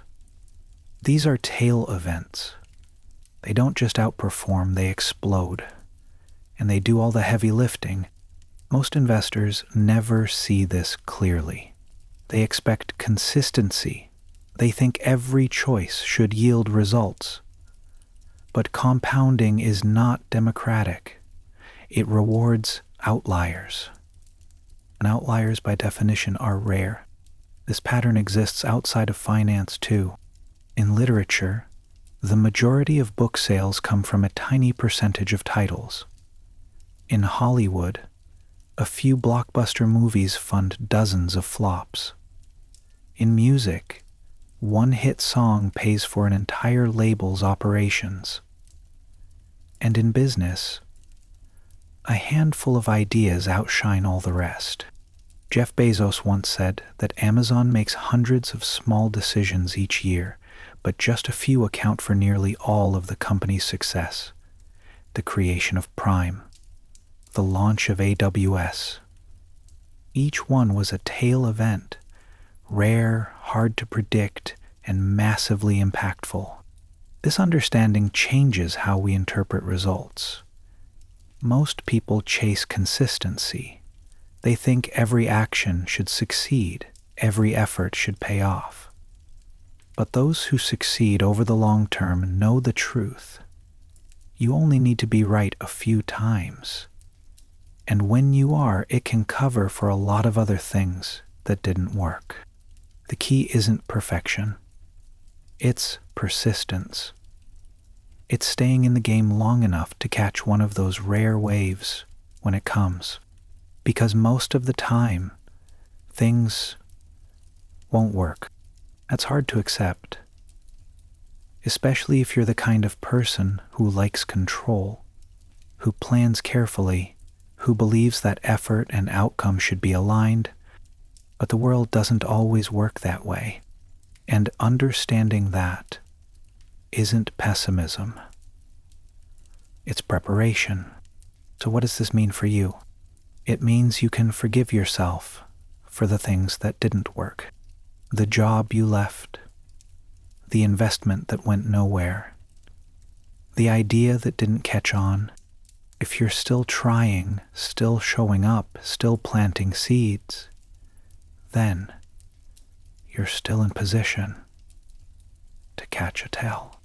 It also means you should be wary of walking away too soon.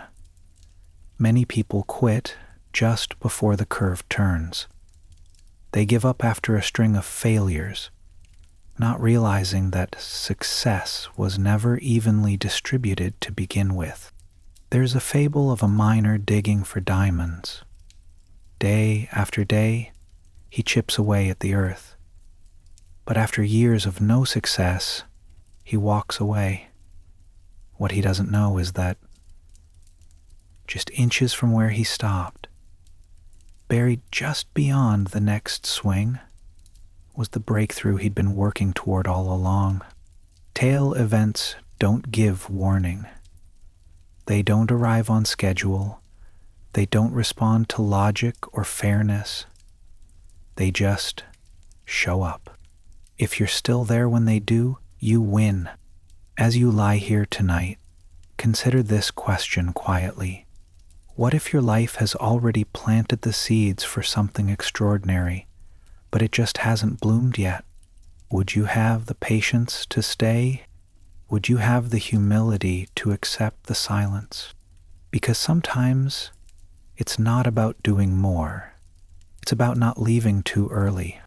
Section 2, staying in the game long enough to be lucky. When we look at history's most celebrated success stories, whether in investing, invention, or entrepreneurship, we often focus on what they did right. We dissect their strategies, their mindset, their timing. But what we almost never study is how long they stayed in the game before something actually worked.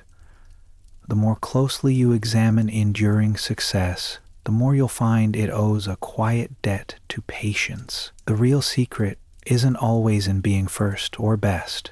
It's in being there when the rare, compounding outcome finally arrives. A man named Henry who spends 30 years inventing machines. He files patents, builds prototypes, runs out of money, starts again. Most of his devices are forgotten. One rusts away in a barn. Another never gets past the drawing board. But on his 20th attempt, at age 62, he creates something that takes off. That one success makes him wealthy, respected, studied. Yet when people tell his story, they talk only about that final machine. The other 19 are ignored. They call him a genius, not a survivor. And yet, he survived. That was the hard part. Survival is what makes tail outcomes possible. Not brilliance, not perfection, just the ability to keep showing up after the unremarkable and the disappointing. Most people underestimate how much room they need to leave for luck to work. They think opportunity is seized by force or by always being right. But more often, it's simply a matter of being present at the right moment after others have left. In finance, this shows up in long-term investing. Most people start with enthusiasm. They put money into the market hoping for immediate returns. If the first year is flat or worse, negative, they begin to doubt the strategy. If it happens again, they exit. But those who understand how tail events work know that patience is part of the cost. Most of the market's best days come clustered in a few short periods. Miss those and your long-term returns drop dramatically. You don't have to predict them, you just have to avoid stepping off the path before they arrive. This principle is echoed in nature.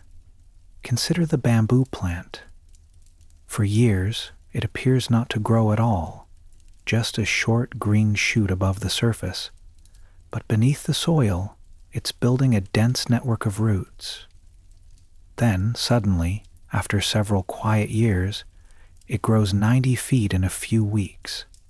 The miracle isn't the growth, it's the endurance before it.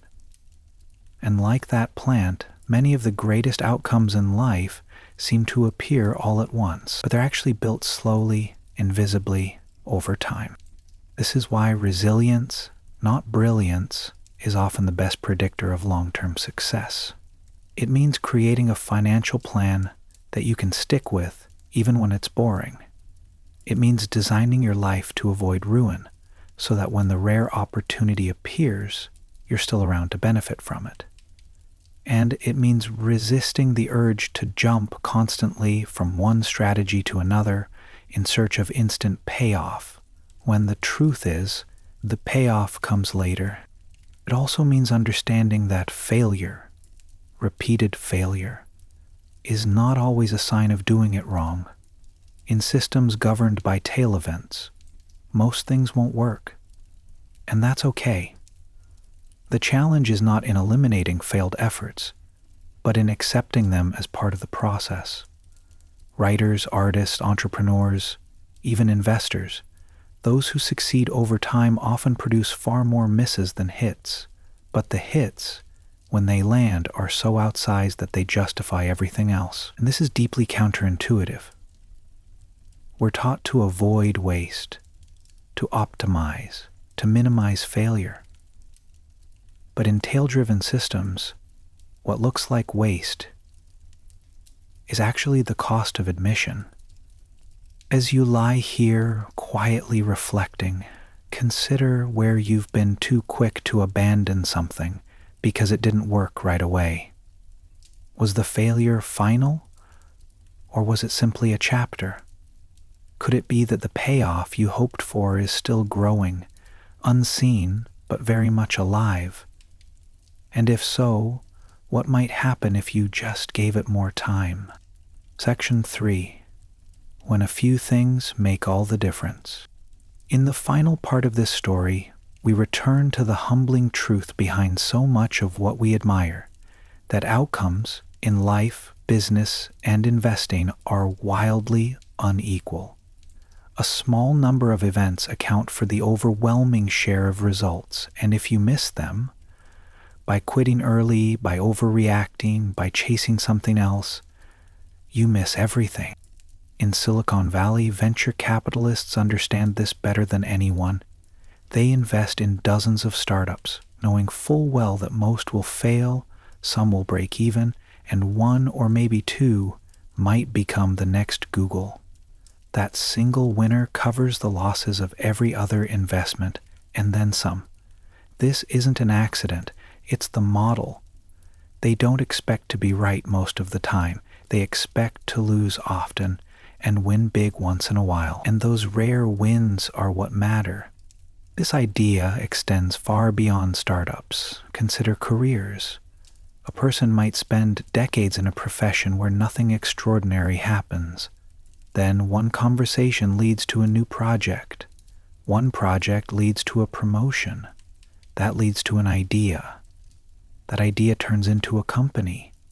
A few years later, their entire life is different, not because of constant brilliance, but because of a single event that rewrote the script.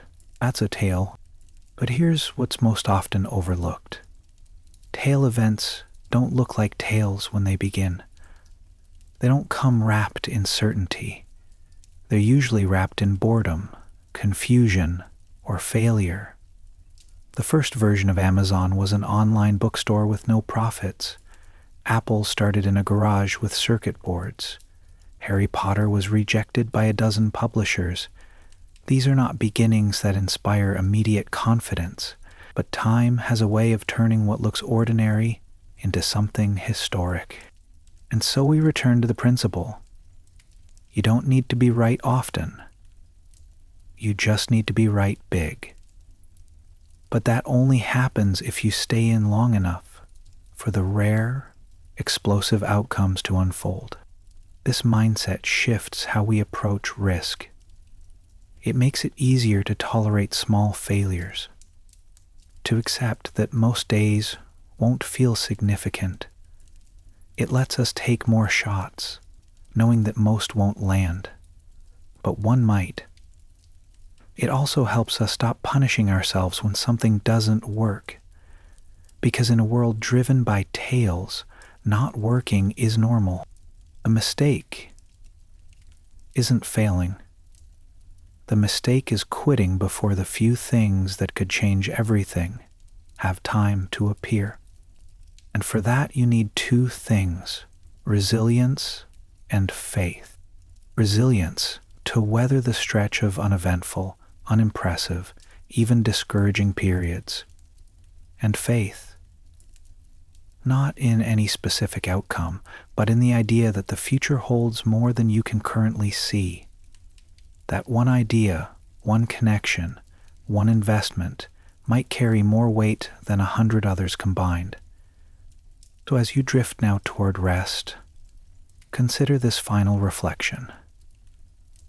You may be closer to something extraordinary than you realize, not because you've earned it, but because you've stayed.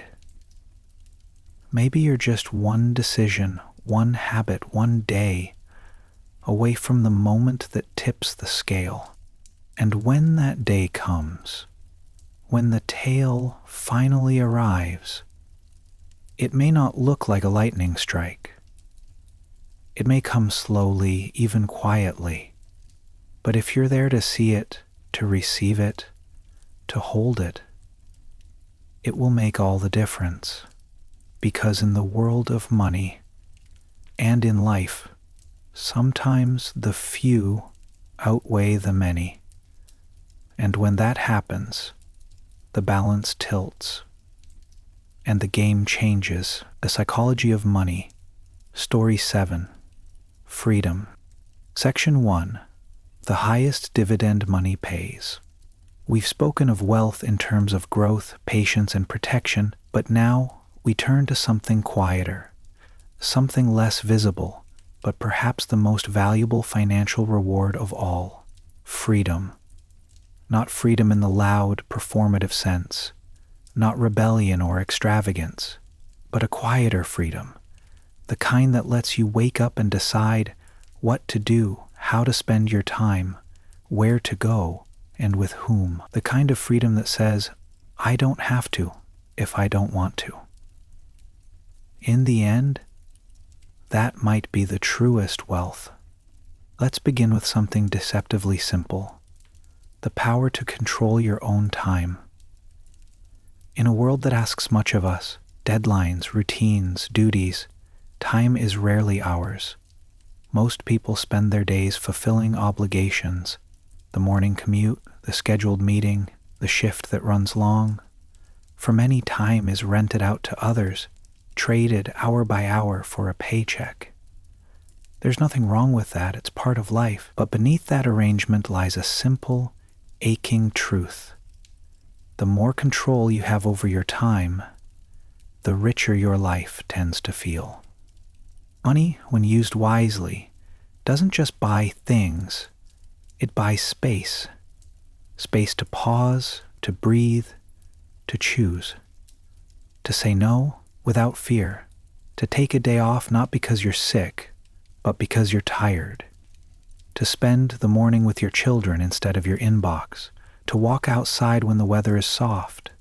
To read when your mind is clear. These aren't luxuries, they're freedoms. And they are what money, at its best, allows.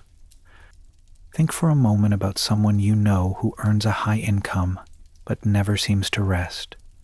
The calendar is full. The phone never stops. The vacations are rushed. The dinners cut short. They may be wealthy, but are they free?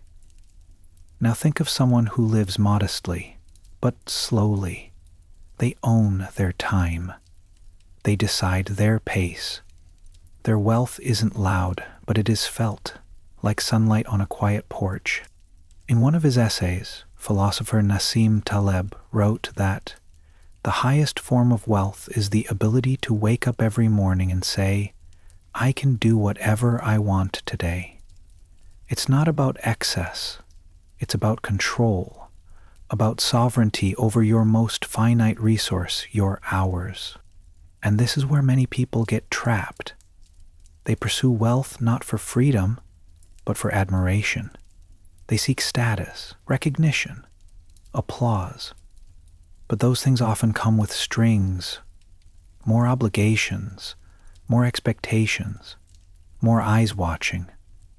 And in chasing them, they trade away the very thing money was meant to buy: autonomy. True financial well-being is not just about net worth, it's about how much of your life you truly own. Do you decide how you spend your days, or are your days dictated by someone else's priorities? And if so, is there a path, not overnight but eventually, where that changes? Because money, when guided by purpose, becomes a tool, a lever, a quiet force that reclaims your time and gives it back to you. As you settle deeper into rest tonight, consider this soft question. What would freedom feel like? Not someday, but now. Not total freedom, perhaps. Just a little more space, a little more choice.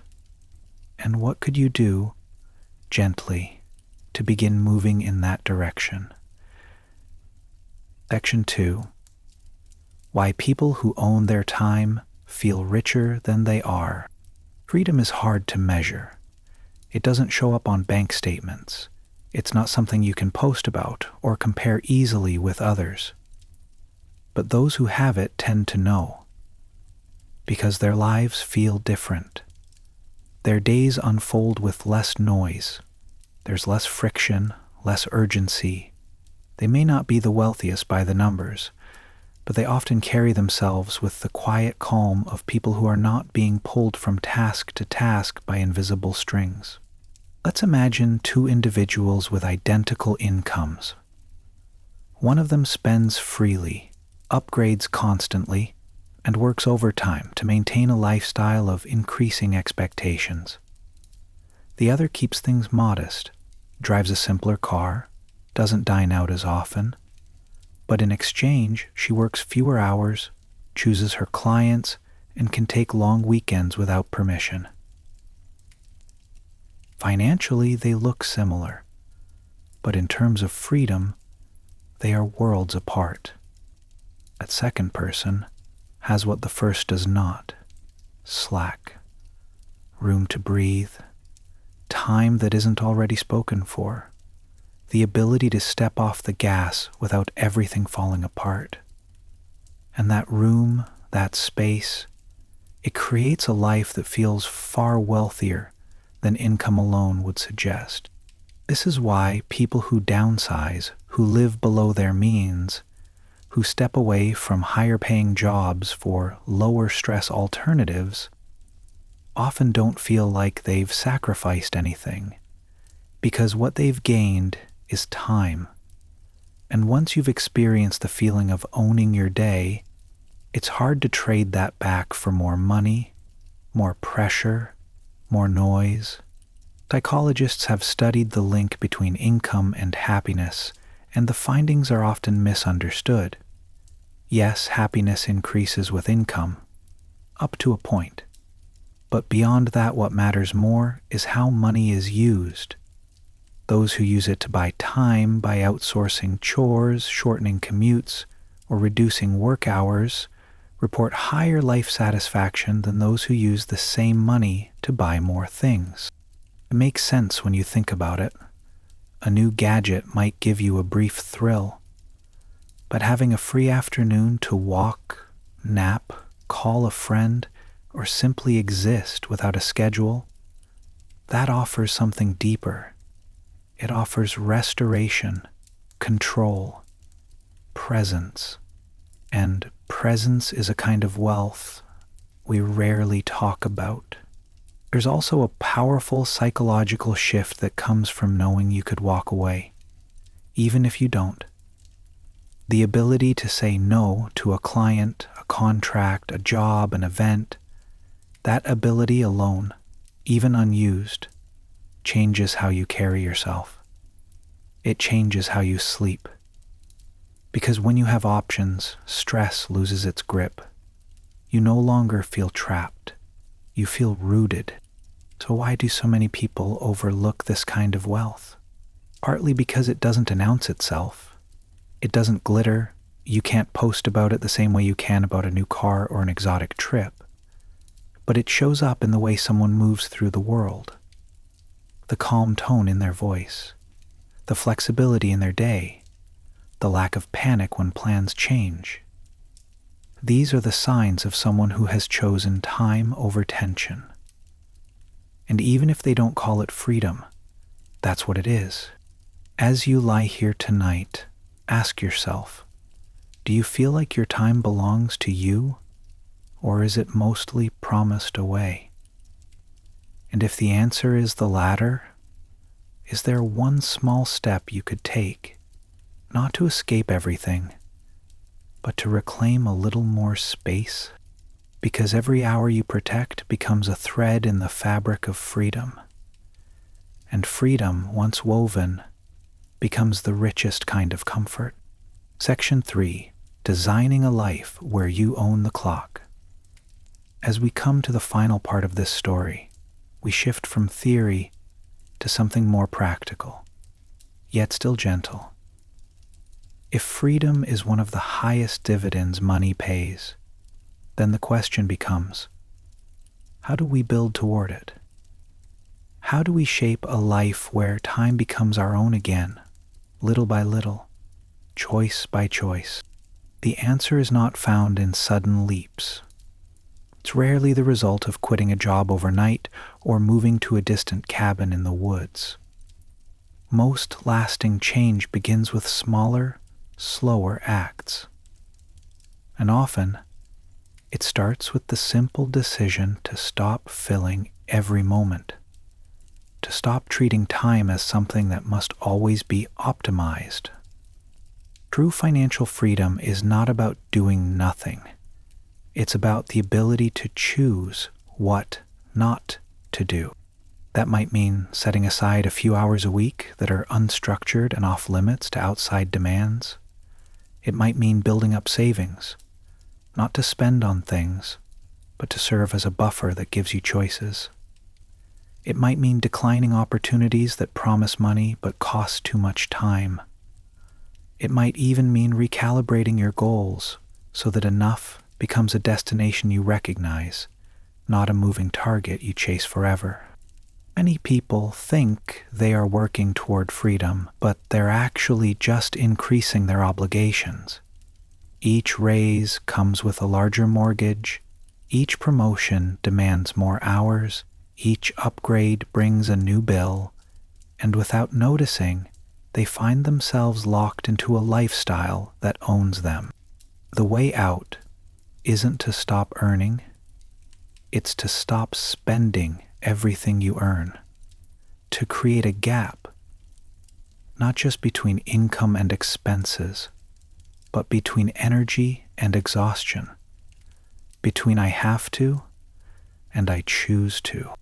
Over time, that gap grows, and into it, you begin to reclaim your life. The freedom we speak of here isn't a grand escape. It's the ability to take a walk in the middle of the day without checking your phone, to take a slower job because it gives you time with your family, to turn down a client because they drain your peace. It's not about having everything. It's about having enough space to enjoy what you already have. There's a story of a teacher who saved steadily over 3 decades. He never made a huge salary. He never lived lavishly, but he reached a point where he didn't need to work. He still taught, but now he did it on his own terms. Fewer classes, no pressure, no need to prove anything. He said his real wealth wasn't the money, it was the mornings. The quiet ones, the ones where he didn't wake up to an alarm. This is the heart of freedom. Not escape, but ease. Not luxury, but time. Not doing less, but doing what matters more. So tonight, as you let your breath slow and your mind soften, ask yourself gently, if time were yours again, unrushed, uninterrupted, what would you do with it? How would your day feel different? And what small change could you make starting tomorrow that brings you one step closer to that kind of day? Freedom is not far away. It often begins at the edges, and those edges are yours to reclaim. The Psychology of Money. Story 8, The Man in the Car Paradox. Section 1. Why we spend money to impress people who aren't looking. There's a strange moment that happens when you see a beautiful car glide by. It's polished, powerful, unmistakably expensive. You admire it. You take notice. And for a moment, you're struck by a desire not just for the car, but for what it represents. But here's the quiet truth. You don't think about the driver. You think about yourself behind the wheel. You don't envy them. You imagine being them. This is the paradox. The person who bought the car, or the watch, or the house, often imagines that people will admire them because of what they own. But in reality, observers are too caught up in their own self-perceive to assign status to the owner. They admire the object. They insert themselves into the fantasy. But the buyer is rarely part of that equation. It's a subtle but powerful illusion that by displaying wealth, we elevate our image in the eyes of others, that status is transferable, that admiration is earned through visible symbols. But most people, if they're honest, don't remember the names of those they saw driving luxury cars or wearing designer clothes. They remember the feeling of wanting the thing, not the person behind it. We are all vulnerable to this, and it's not necessarily rooted in vanity or greed. It's often about identity. We want to feel valued, respected, seen. In a noisy world, status becomes a shorthand for credibility, a way of signaling to others that we've made it, that we belong, that we matter. And money, especially when displayed, seems to offer that shortcut. But it's a fragile bargain, because while people might admire what you have, it doesn't necessarily change how they see you. In fact, sometimes it does the opposite. Excess can create distance, flashiness can invite judgment, and status, when pursued too visibly, often leads not to admiration, but to quiet skepticism. This is what makes the man in the car idea so instructive.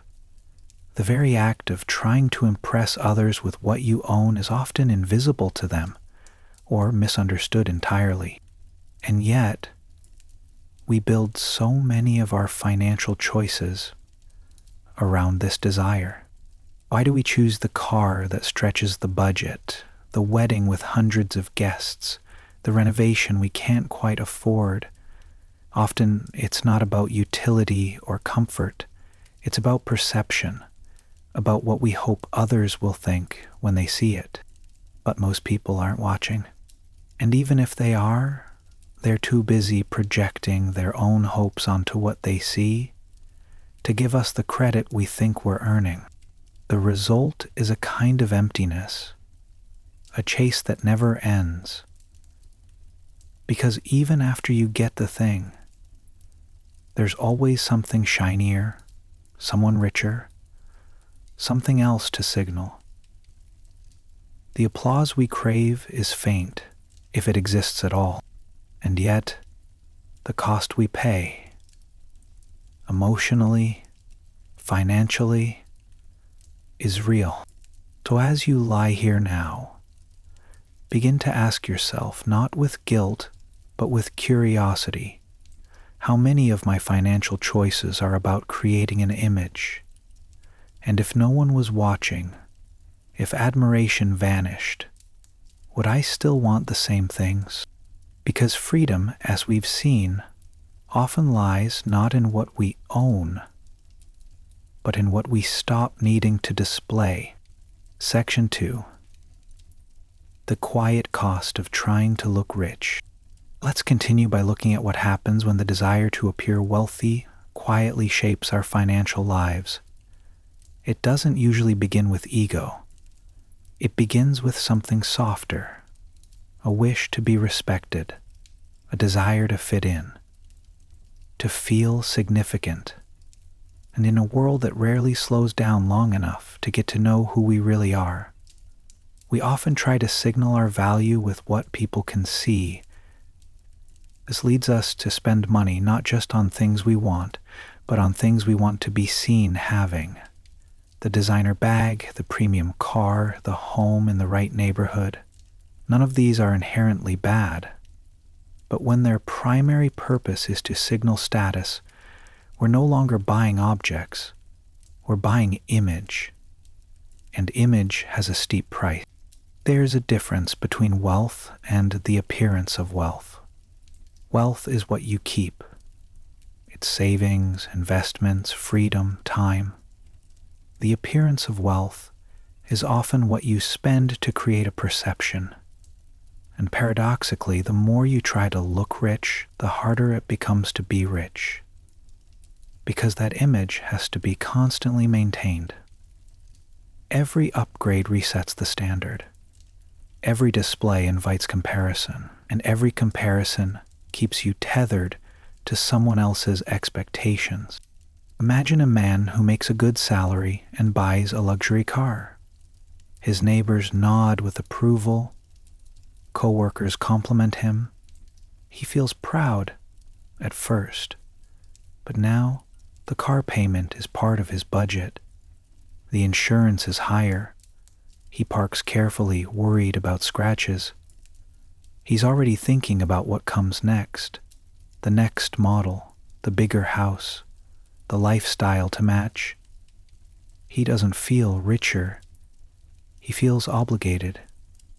And yet, if you asked him, would you have bought the same car if no one else ever saw it? his answer might be different. That's the paradox. We often sacrifice real wealth, our savings, our flexibility, our peace, to buy status we think others will notice. But people notice less than we imagine, and what they do notice, they forget quickly. This isn't a moral failing, it's human nature. We're social creatures. We want to belong. But it becomes a problem when we let those signals define our self-worth, or when we build a life that looks impressive but feels fragile.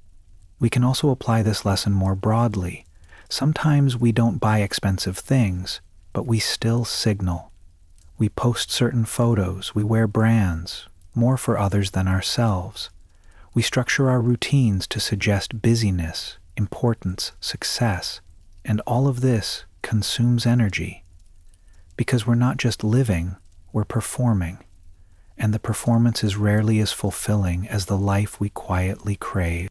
Consider now the people who seem calm with money, the ones who don't flaunt it, who don't need others to know how well they're doing. They often feel wealthier, not because they have more, but because they need less approval. Their money isn't speaking for them. It's working for them, steadily, without applause. As you rest here tonight, consider this gentle question. If no one else ever knew what you bought, what you earned, or what you wore, how would your choices change? What would you spend on? What would you stop chasing? Because the richest lives are not those that look impressive from the outside. They're the ones that feel light, quiet, and content from within. Section 3. Status, self-worth, and the freedom to be unseen. Let's bring this reflection to a close, not with a judgment but with an invitation. An invitation to quietly examine why we chase status, and what we might gain by letting some of it go. The desire to be seen as successful is not new, it's ancient, it's human. In every culture, across every generation, people have used visible signals, clothing, housing, symbols of rank, to say, I matter. And to some extent, that instinct can never be erased. But in today's world, those signals have multiplied. We're bombarded with images of wealth, lifestyle, and influence, and the temptation to match them, to keep up, to be seen, is relentless. But here's what becomes clear when we take a slower look. Status is fragile. The version of it we try to display with money is especially slippery. You can buy the car, the clothes, the views, but you can't control how others interpret them. Some may admire you. Others may resent you. Most won't think about you at all. And in the quiet truth of that realization lies an unexpected kind of freedom. Because if most people aren't paying attention in the way you imagined, you're free to stop performing. That's when your financial life can start to shift. When you stop trying to impress people, you start doing what's right for you. Maybe it's living in a smaller home than you can afford. Maybe it's driving an older car or wearing simpler clothes. Maybe it's saving instead of spending, investing instead of upgrading, or saying no to a higher-paying job that comes with higher pressure. Because peace is now the priority. These aren't signs of giving up.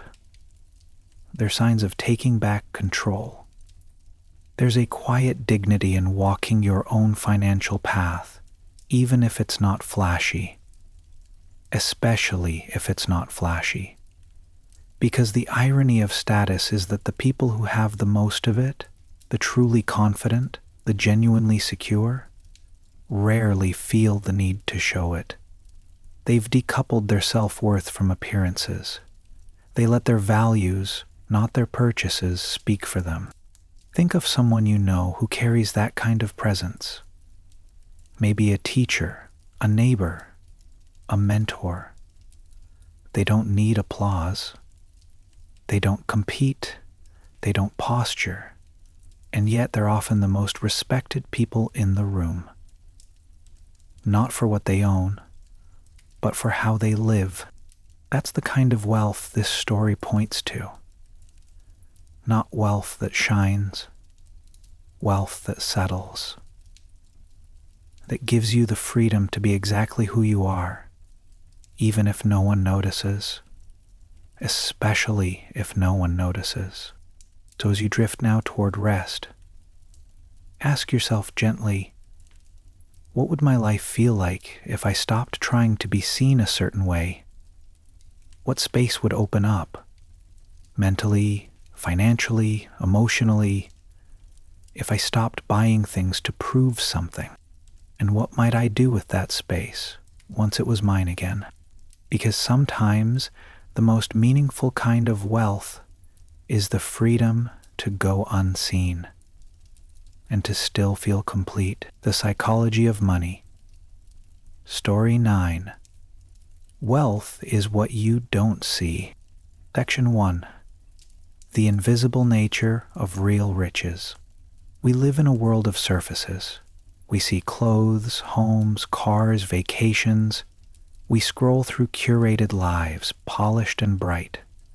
We're shown the outcome of wealth, what it buys, what it looks like, far more often than we're shown the quiet, hidden choices that create it.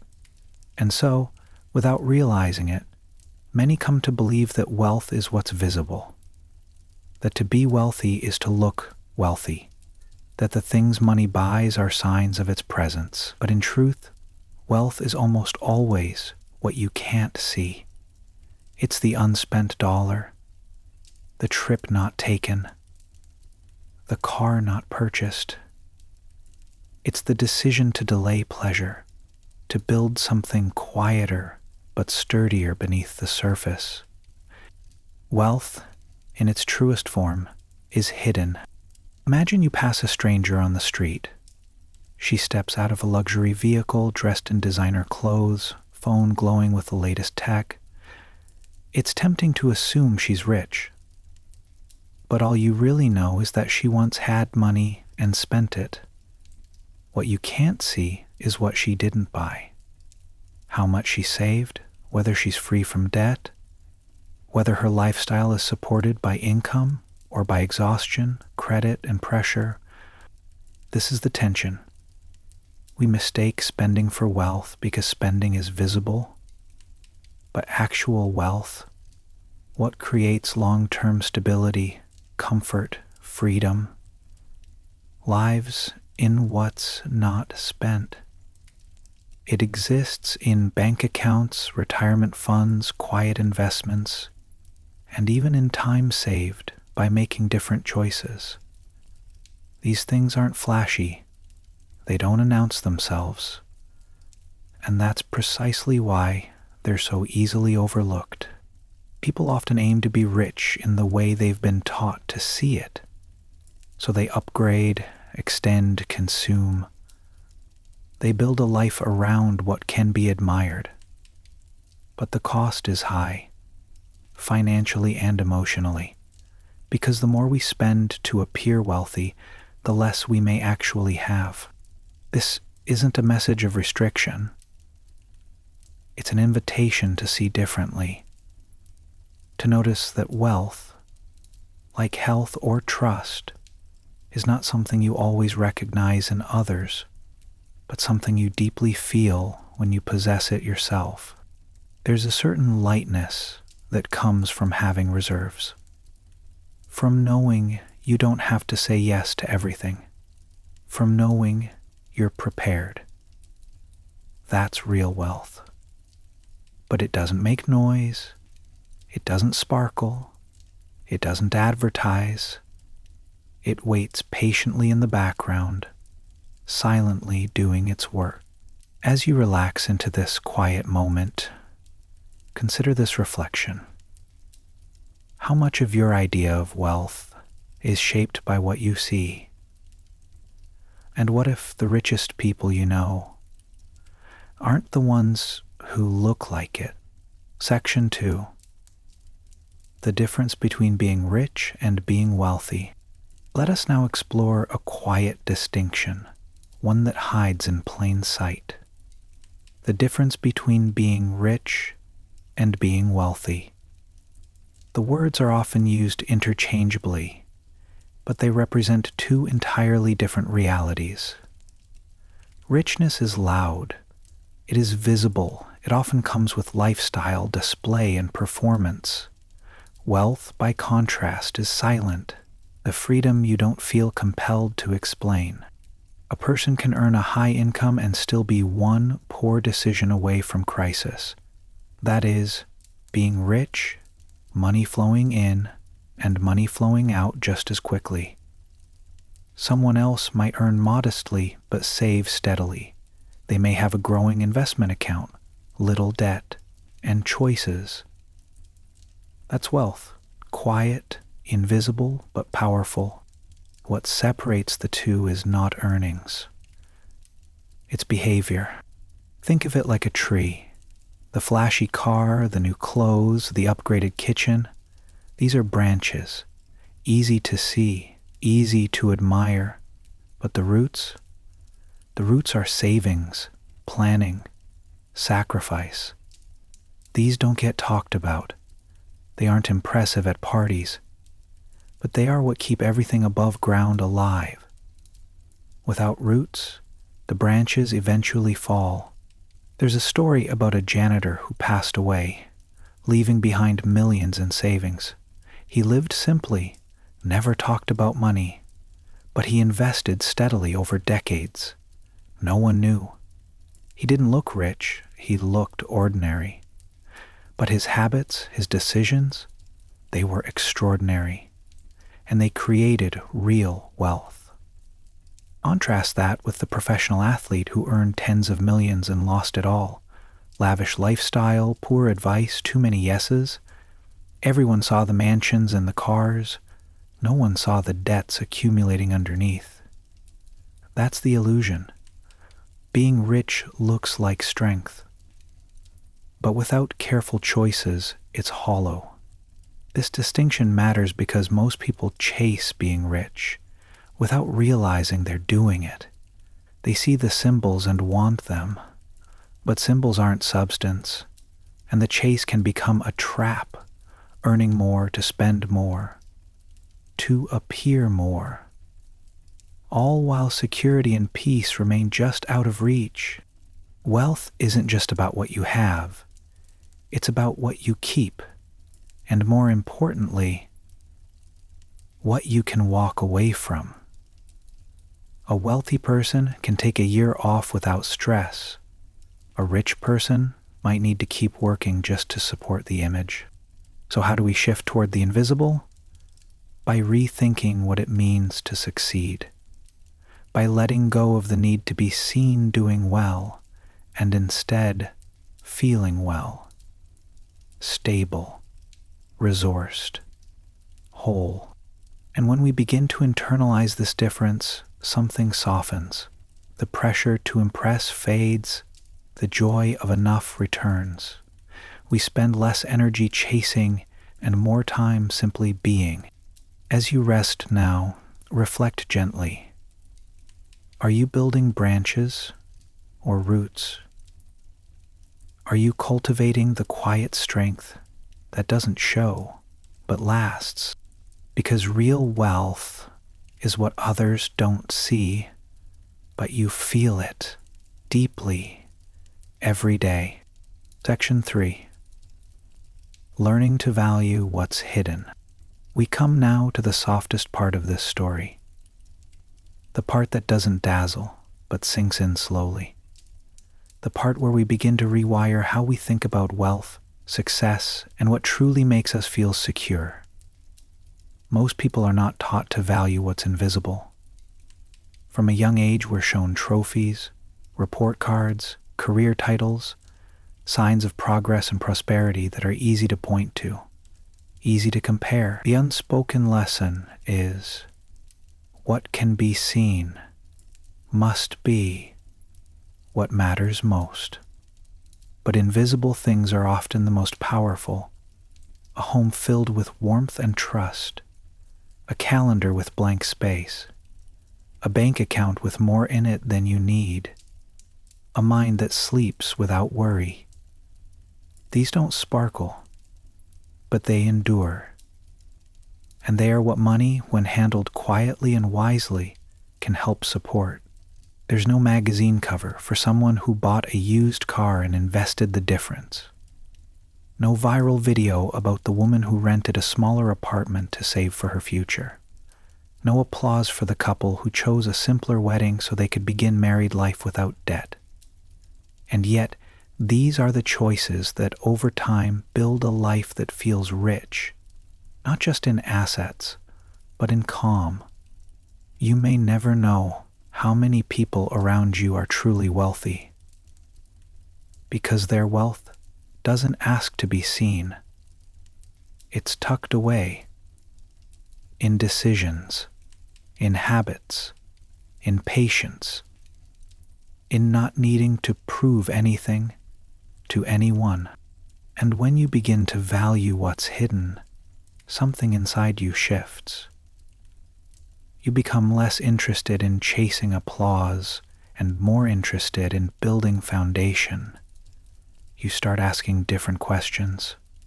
Not how will this look, but will this bring me peace later? Not will others notice, but will this make me feel steady? You move from display to depth, from performing wealth to living it, quietly. This is not to say that beauty or enjoyment should be avoided. You can still buy things that bring you joy. But when you no longer need them to signal your worth, they become optional, not essential. You are no longer defined by what you spend. You are defined by the freedom you've created. So tonight, as you begin to drift deeper into stillness, consider this final question. What would your life look like if you were only trying to impress yourself? Your future self? The version of you 5, 10, 20 years from now? What decisions would make that version feel grateful, not just entertained? Because wealth isn't built in the spotlight. It's built in the quiet. And if you listen closely, you can already feel it growing there. The Psychology of Money. Story 10, Save Money. Section 1. Why saving is more about the mind than the math. There's something remarkably ordinary about saving money. It doesn't require genius. It doesn't rely on market timing, complex spreadsheets, or economic predictions. It's not glamorous. In fact, it's often invisible, thankless, even boring. And yet, saving may be the single most powerful financial habit you can develop. Not because of how much you earn, but because of how consistently you don't spend what you could. Saving is not just a mathematical act. It is deeply psychological. It's the result of choosing to value the future just slightly more than the present. It's the quiet practice of contentment. It says, this is enough for now. And that mindset, repeated over time, builds a kind of strength that no amount of flashy income can replace. Think of someone who earns well but spends nearly every dollar. Their lifestyle rises with their paycheck. Each new salary milestone brings new obligations, new bills, new upgrades. From the outside, it may look like success, but internally, the margin is thin. One job loss, one unexpected expense, and everything begins to wobble. Now, picture someone else. Maybe they earn less, but they save steadily. They don't need every luxury. They're satisfied with good enough. Their savings may not make headlines, but it quietly grows, and with it, so does their sense of security. The kind that doesn't depend on perfect circumstances. This is the power of saving. It doesn't just preserve money, it preserves options. It lets you say no. It lets you breathe. It gives you time to think, to wait, to choose carefully. It softens emergencies. It creates space for change. And yet, because it doesn't shine, it's often overlooked. People chase higher returns, better investments, the right stock picks. But the ability to save consistently, to live below your means, is more dependable than any portfolio strategy. Why? Because it's entirely in your control. Markets fluctuate, jobs come and go, but how much you spend is something you shape every day. Still, saving is hard, not because it's complicated, but because it goes against so much of what we're told, that more is better, that progress is visible, that if you're not upgrading, you're falling behind. In a culture of consumption, saving can feel like standing still, but in truth, it's quietly moving forward. It's preparing for the long road, not just the next step. So as you rest here, wrapped in stillness, ask yourself not what you should be saving for, but what kind of peace you want to build. What would it feel like to know you could take a break without breaking down? To know that whatever comes, you have a buffer, a cushion made not from luck, but from steady, thoughtful choices. Because saving in its gentlest form is a whisper to your future self. I've got you. Section 2. The flexibility hidden in every dollar you don't spend. Let's look more closely now at the quiet strength savings offers, not just in numbers, but in what it gives you back. Time, flexibility, and room to breathe. When people imagine wealth, they often think of accumulation, how much they can build, buy, own. But the more subtle question is, how much freedom can your money buy? Not freedom to consume endlessly, but freedom from pressure, from fear, from needing to make decisions too quickly. That kind of wealth lives in the space between income and expenses, in the money you choose not to spend. So savings act like a pressure valve. Life inevitably will bring surprises. A medical bill, a broken car, a lost job, a family need. And in those moments, your savings won't just pay for the problem. They'll shield your peace. They'll keep you from panic. They'll turn what could be a crisis into something manageable, predictable, human-sized. And sometimes savings are not about emergencies. They're about opportunities. A chance to leave a job that's no longer healthy. A break between careers. Time to care for a child, a parent, yourself. These aren't things you can always plan for, but they become possible when your life is not lived at the edge of every paycheck. When you've built a buffer, not out of fear, but out of foresight. This is why saving matters, even when the goals aren't clear. You don't need to know exactly what you're saving for. The act itself creates value, like stacking wood before winter, even if the weather forecast is uncertain, or carrying water before you're thirsty. You're not reacting, you're preparing, quietly, confidently. And that preparation brings with it an often overlooked gift: control. When you have savings, you can afford to pause. You can afford to think clearly. You can afford to be selective about jobs, relationships, opportunities. You are no longer trapped by urgency. You are not at the mercy of every whim or every bill. Of course, saving requires trade-offs. Saying no to what you could afford right now, choosing the slightly older phone, the more modest vacation, the simpler dinner out.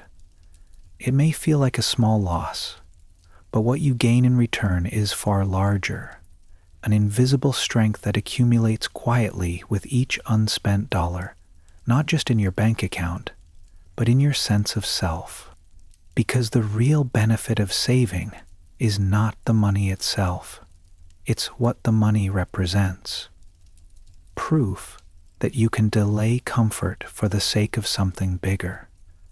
Proof that you can trust yourself with your future, that you are willing to trade a little now for a much more secure later. So tonight, as your mind softens and your body settles, let this thought linger.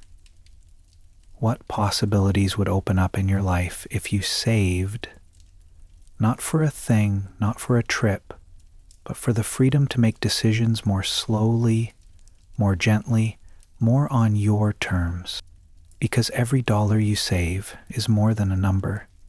It's a step toward living on your timeline, not someone else's. Section 3. Enough is a moving target, unless you define it yourself. In this final part of the story, let's turn inward. Saving is not just about building a financial cushion, it's about building a mindset, one that resists the constant pull of more and instead asks quietly, what is enough for me? Because the truth is, saving only becomes sustainable when it's connected to a deeper sense of contentment. When we stop saving just for the sake of growing numbers and start saving because we've made peace with the idea that enough can actually be enough.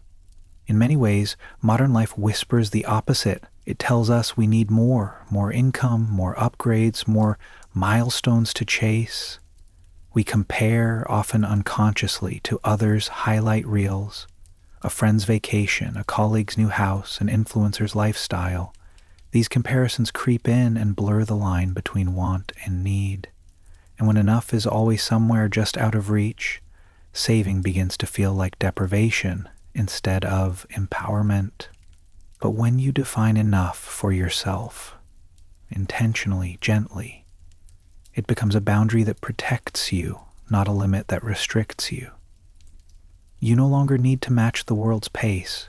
You can begin to slow down, to make decisions based on your own needs and values rather than social cues or fleeting desires. That's when saving transforms from a chore into an act of self-respect. Consider the difference between someone who saves because they're afraid and someone who saves because they're secure. One is reacting, the other is choosing. The first sees saving as scarcity, tightening the belt, holding back. The second sees saving as clarity, knowing what matters and letting go of what doesn't. And that clarity ripples into every part of life. You may notice you're less drawn to impulse purchases. You begin to find satisfaction in simplicity. You notice what truly brings you joy and realize it often costs very little. A slow morning, a warm meal, a walk with someone you love. These are the places where enough quietly lives. This isn't to say saving is always easy. Life is unpredictable. Some seasons are lean, others are generous, but the mindset of saving, of living with intention and care, can stay with you regardless of income. It's not about hoarding, it's about honoring. Honoring your future self, honoring your values, honoring the truth that peace and power often grow in the invisible spaces between what we earn and what we spend. So as this story closes and your breath slows further into rest, consider this. What does enough look like for you? Not in the eyes of the world, but in the quiet honesty of your own heart. What would it mean to live gently within that space, knowing that each dollar you save is not a sacrifice, but a gift? Because in the end, saving isn't about the number in your account. It's about the life you build quietly, patiently, and freely behind the scenes. The Psychology of Money, Story 11. Reasonable, greater than rational. Section 1. Why you don't need to be perfect with money, just human. Money, for all its structure and rules, isn't a science experiment. It doesn't unfold in a vacuum, where every decision is calculated, optimal, and free from emotion. Instead, money decisions happen in real life, with stress, noise, hopes, fears, and habits baked in. And in real life, the smartest financial strategy is not always the most rational one. Often it's the most reasonable. And there's a quiet kind of wisdom in understanding that. To be rational is to do what the math says is best, always. To maximize returns, minimize fees, optimize outcomes, and squeeze every drop of efficiency from every dollar. But being reasonable means choosing what helps you sleep at night. It means accepting that sometimes the best decision isn't the one that looks perfect on paper, but the one you can stick with in real life. Think of investing. The purely rational approach might tell you to go all in on stocks because, historically, they offer the highest returns over time. But if the volatility makes you anxious, if a 30% drop would cause panic and sell-offs, then that strategy may be too brittle to last. A reasonable person might accept slightly lower returns in exchange for peace of mind. And in doing so, they increase the odds they'll stay invested long enough for compounding to do its work. Because in the end, the best plan isn't the one with the highest projections. It's the one you can live with year after year without breaking down. The same is true for saving, spending, even budgeting. A perfect spreadsheet might say you should cut every indulgence. No lattes, no dinners out, no entertainment. That might be rational, but is it sustainable? Is it joyful? Is it reasonable? If not, the plan will likely collapse under its own weight. But a plan that gives space for small pleasures, that respects your humanity, that's a plan that tends to endure. Money is emotional. It's tied to identity, background, childhood memories, goals, fears. It's rarely just math. And so, expecting yourself to be perfectly logical with it is like expecting a tree to grow straight in a windy forest. The conditions don't allow it, but it can still grow strong if it's flexible, if it bends just enough to survive. That flexibility, the willingness to be reasonable, is not a flaw. It's a strength, because it allows you to keep going, to adjust, to stay in the game long enough to benefit from time. That's where true success is found. Not in perfection, but in perseverance. So tonight, as you ease into rest, think softly about the difference between what's right and what's right for you. Where have you tried to force perfection when something more gentle, more livable, might serve you better? Where could being a little less rational actually be a little more wise? Section 2. When human behavior beats perfect strategy. Let's take a deeper step now, not into spreadsheets or charts, but into the quiet, messy patterns of real people and their real decisions. Because that's where money actually lives, not in textbooks or economic models, but in the unpredictable rhythm of daily life. Consider someone saving for retirement. The rational choice might be to start early, max out every tax advantage account, optimize investment allocations, and rebalance quarterly. But what if that person grew up in a household where money was scarce, unpredictable, or even a source of conflict? What if they associate saving not with peace, but with fear or guilt or confusion? In that case, the challenge is not mathematical, it's emotional. No spreadsheet can account for that. But a reasonable plan can. A reasonable plan might begin small. It might leave room for trial and error. It might prioritize consistency over optimization. And in doing so, it gives the saver a path forward, not toward perfect results, but toward progress. Because the truth is, when it comes to money, showing up consistently often matters more than getting every detail right. Think about the act of investing. The rational approach might involve watching the market closely, timing entries, adjusting positions frequently. But studies show that the people who tend to do best in the market are often those who do the least, those who invest simply and forget about it, those who don't react emotionally, those who stay the course. Not because they're coldly rational, but because they've designed a system they can live with. That's what makes it work. This principle applies everywhere. Buying a home, paying off debt, choosing insurance. There are best ways to do all of these things on paper, but life isn't lived on paper. It's lived in jobs that come and go, in health scares, in surprise twins, in aging parents, in quiet evenings where comfort matters more than yield. Reasonable decisions take those things into account. They are flexible, forgiving, more about endurance than efficiency. And the people who do well with money over time, they're not always the most informed or the most strategic. They're often just the most consistent, the most emotionally balanced, the most in tune with their own comfort level. They don't panic. They don't obsess. They just keep going. That's why being reasonable is not a compromise. It's a method.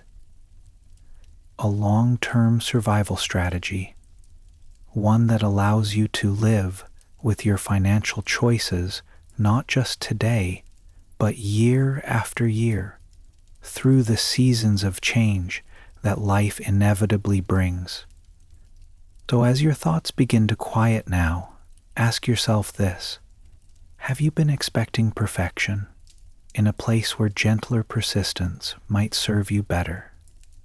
Where could you trade a little cleverness for a little calm? Because in the world of money, it's not always the smartest who win. Sometimes it's simply those who stay in the game. Section 3. Designing a financial life you can stick with. As we bring this story to its quiet end, let's consider what it really means to build a financial life. One that doesn't just look good in theory, but actually works in the real world. The world where emotions pulse under every decision, where some days feel certain and others are filled with doubt, where the future always has a touch of fog. A truly reasonable financial life isn't about getting every detail right. It's about creating habits and systems that you can keep going. It's not about mastering complexity. It's about understanding yourself, your values, your limits, your rhythms. Imagine your financial plan like a path through a forest. A rational path might be straight and steep, calculated for efficiency. But if it's too steep, if it's too narrow, if it's not shaded, or too slippery when it rains, you might abandon it halfway. A reasonable path, on the other hand, may wind more slowly. It may not be the fastest route, but it allows you to keep walking, and in the long run, that makes all the difference. When you design your financial habits around your real life, your personality, your preferences, even your anxieties, you give yourself permission to continue, to feel at ease with your decisions, to walk the path without constantly second-guessing or burning out. This might mean keeping some cash on hand even when the numbers say you shouldn't, because the comfort of liquidity helps you sleep. It might mean choosing a mortgage that's well within your means, even if you could, technically, afford more. It might mean saving more than you need, not because it's optimal, but because it gives you peace. These choices aren't irrational, they're rooted in wisdom. They say, I know who I am, and I want to stay the course. Because success with money isn't a finish line. It's not a moment where everything clicks and you're finally done. It's more like a relationship, something you tend to over time, something that requires patience, grace, and flexibility. You will change, the world will change. Your financial plan should be able to bend without breaking. So tonight, as you drift gently into sleep, ask yourself one final question. What kind of financial habits feel like a gentle path for you? Not for the markets, not for a textbook, but for the person you are and the life you want to live. Because in the end, the most powerful money decision you can make is the one you can return to again and again without resentment or regret. The Psychology of Money. Story 13. Room for Error. Section 1. Why the best plans include breathing space. In the world of finance, and in life more broadly, there's a quiet strength in leaving a little room. Not filling every gap, not stretching every dollar to its edge, not running every schedule to the last minute. It's in this space, this margin, that something very human is allowed to thrive. Resilience. The ability to keep going, even when things don't go according to plan. Most people build their financial lives on a set of assumptions. We assume our income will continue, that inflation will stay low, that expenses will be manageable, that investments will grow at a certain rate. But the future, as we've seen time and time again, has a way of not asking for our opinion. It arrives how it wants, when it wants. This is where the idea of room for error becomes not just practical, but essential. It's the practice of building buffers into your life. It's the decision to plan around unpredictability rather than in spite of it. Imagine driving a car down a winding mountain road with no shoulder. Every slight misjudgment, every slip, every distraction becomes critical. Now, imagine the same road, but wider, with guardrails, with room to drift slightly without disaster. The second drive is not necessarily more skilled, it's just more forgiving. Your finances need the same kind of shoulder. A savings account with more than the bare minimum. A budget that includes room for surprise expenses. A plan that doesn't rely on perfect investment returns to succeed. When you build these buffers, you're not being pessimistic. You're being honest about how life works. Room for error isn't only about money, it's also about time, energy, and expectations. It's about not saying yes to every opportunity, about recognizing that even your best plans can fray at the edges, about knowing that setbacks don't always announce themselves in advance. And most of all, it's about allowing yourself the grace to not be perfect, to be human, to rest, to breathe. So as you settle deeper into stillness, think softly about the spaces in your life. Are there areas where you've left no margin, where a single disruption could cause everything to rattle? What would it feel like to widen those paths just a bit, to allow in more patience, more peace, more room? Because the plans that survive the longest are rarely the ones that push hardest. They're the ones that bend, but don't break. Section 2. The hidden wisdom in underestimating yourself. Let's now take a slower, deeper look at why building in a cushion, financial, emotional, or otherwise, is one of the most quietly intelligent choices you can make. It's tempting, isn't it, to think that precision equals mastery, that the best plan is the one that leaves no penny unused, no time unclaimed, no decision questioned. But in the long arc of real life, that kind of rigidity often collapses under pressure. The best systems, the ones that endure, are designed not for perfect conditions, but for imperfect realities. In the world of finance, this concept goes by many names. Some call it margin of safety. Others think of it as conservative forecasting. But underneath it all, it's the same principle. Assume you're not omniscient. Assume the future will surprise you. And then, build accordingly. This can feel counterintuitive, especially if you've grown up equating intelligence with certainty. But certainty is brittle. It doesn't bend when the world shifts. It doesn't leave room for the unknown, and so it cracks when it meets reality. Intelligence in its more mature form includes humility. It includes a recognition that even your most confident predictions are, at best, educated guesses. Like Warren Buffett, often hailed as one of the greatest investors of all time. Despite his skill, he doesn't make massive leveraged bets. He keeps his personal life simple. He builds in safety nets both in his investments and in how he lives. Why? Because he knows that overconfidence, even for him, can be dangerous. He's not trying to be precisely right. He's trying to be durably right. Room for error also protects you from your own emotions. When you're operating at your limits, every bump in the road feels seismic.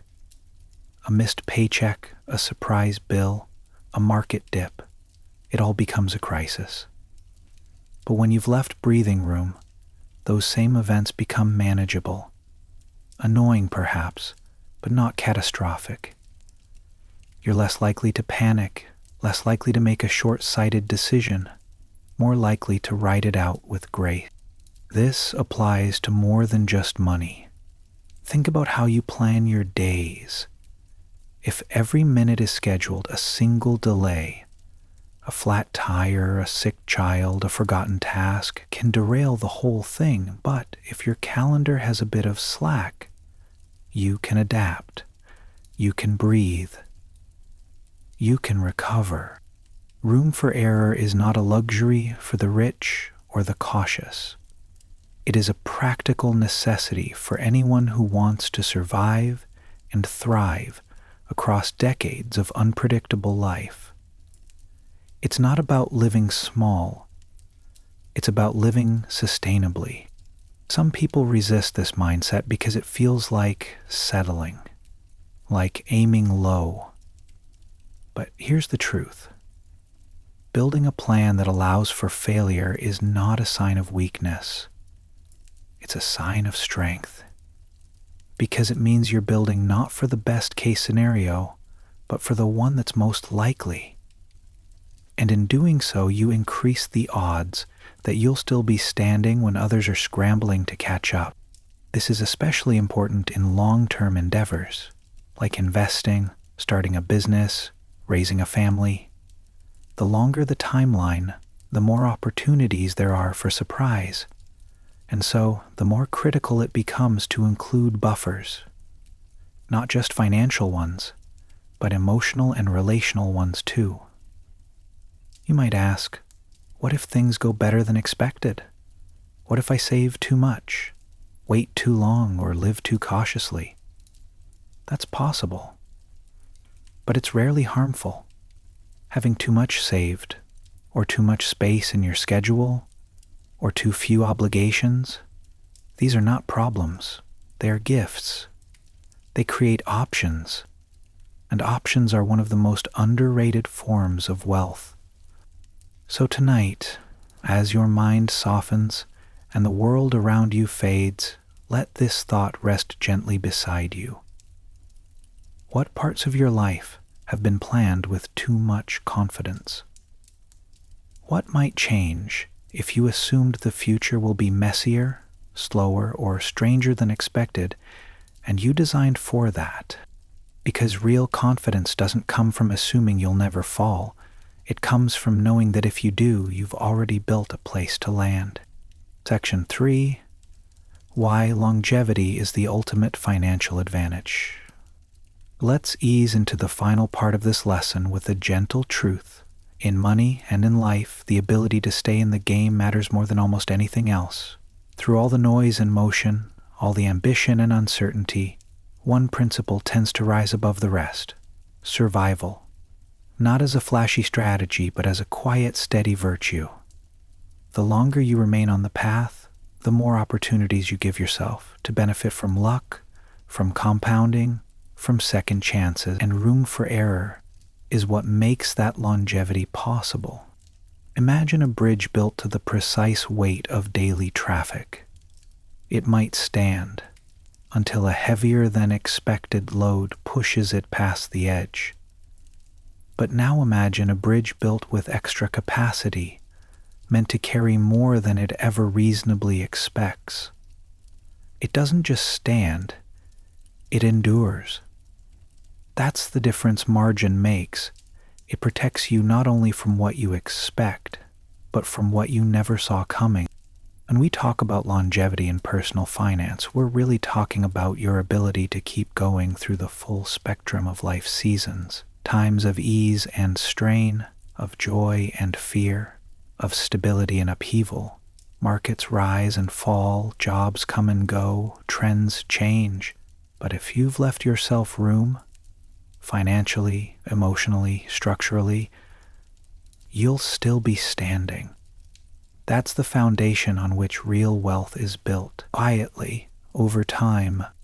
This is why so many of the people who succeed financially aren't necessarily the most aggressive investors or the most analytical thinkers. They're often the ones who simply avoided ruin. They didn't overextend. They didn't chase every opportunity. They didn't mortgage their future on the hope that this time things would go exactly right. They understood that resilience beats brilliance over time. Consider a couple who lives well below their means. Their house is modest, their cars are older, their vacations are simple. On paper, they might seem unremarkable. But when job loss strikes or a medical bill arrives, they don't panic. They adjust. And when the market dips, they don't sell in fear.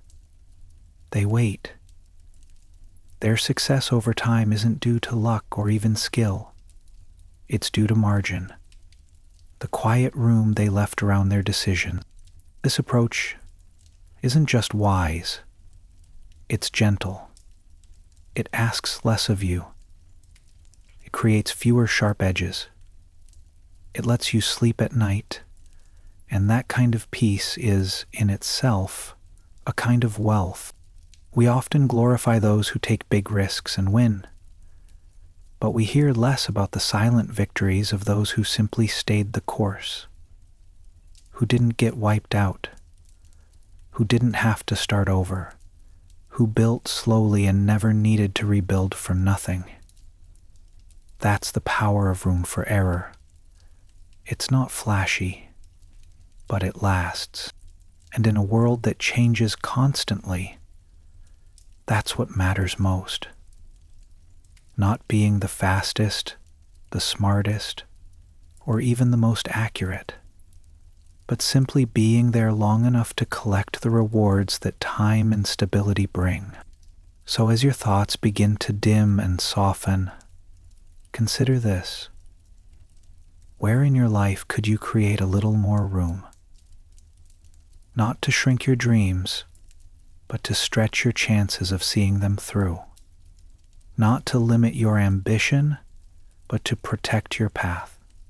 Because in money and in many things, the ones who do best are not the ones who never fall.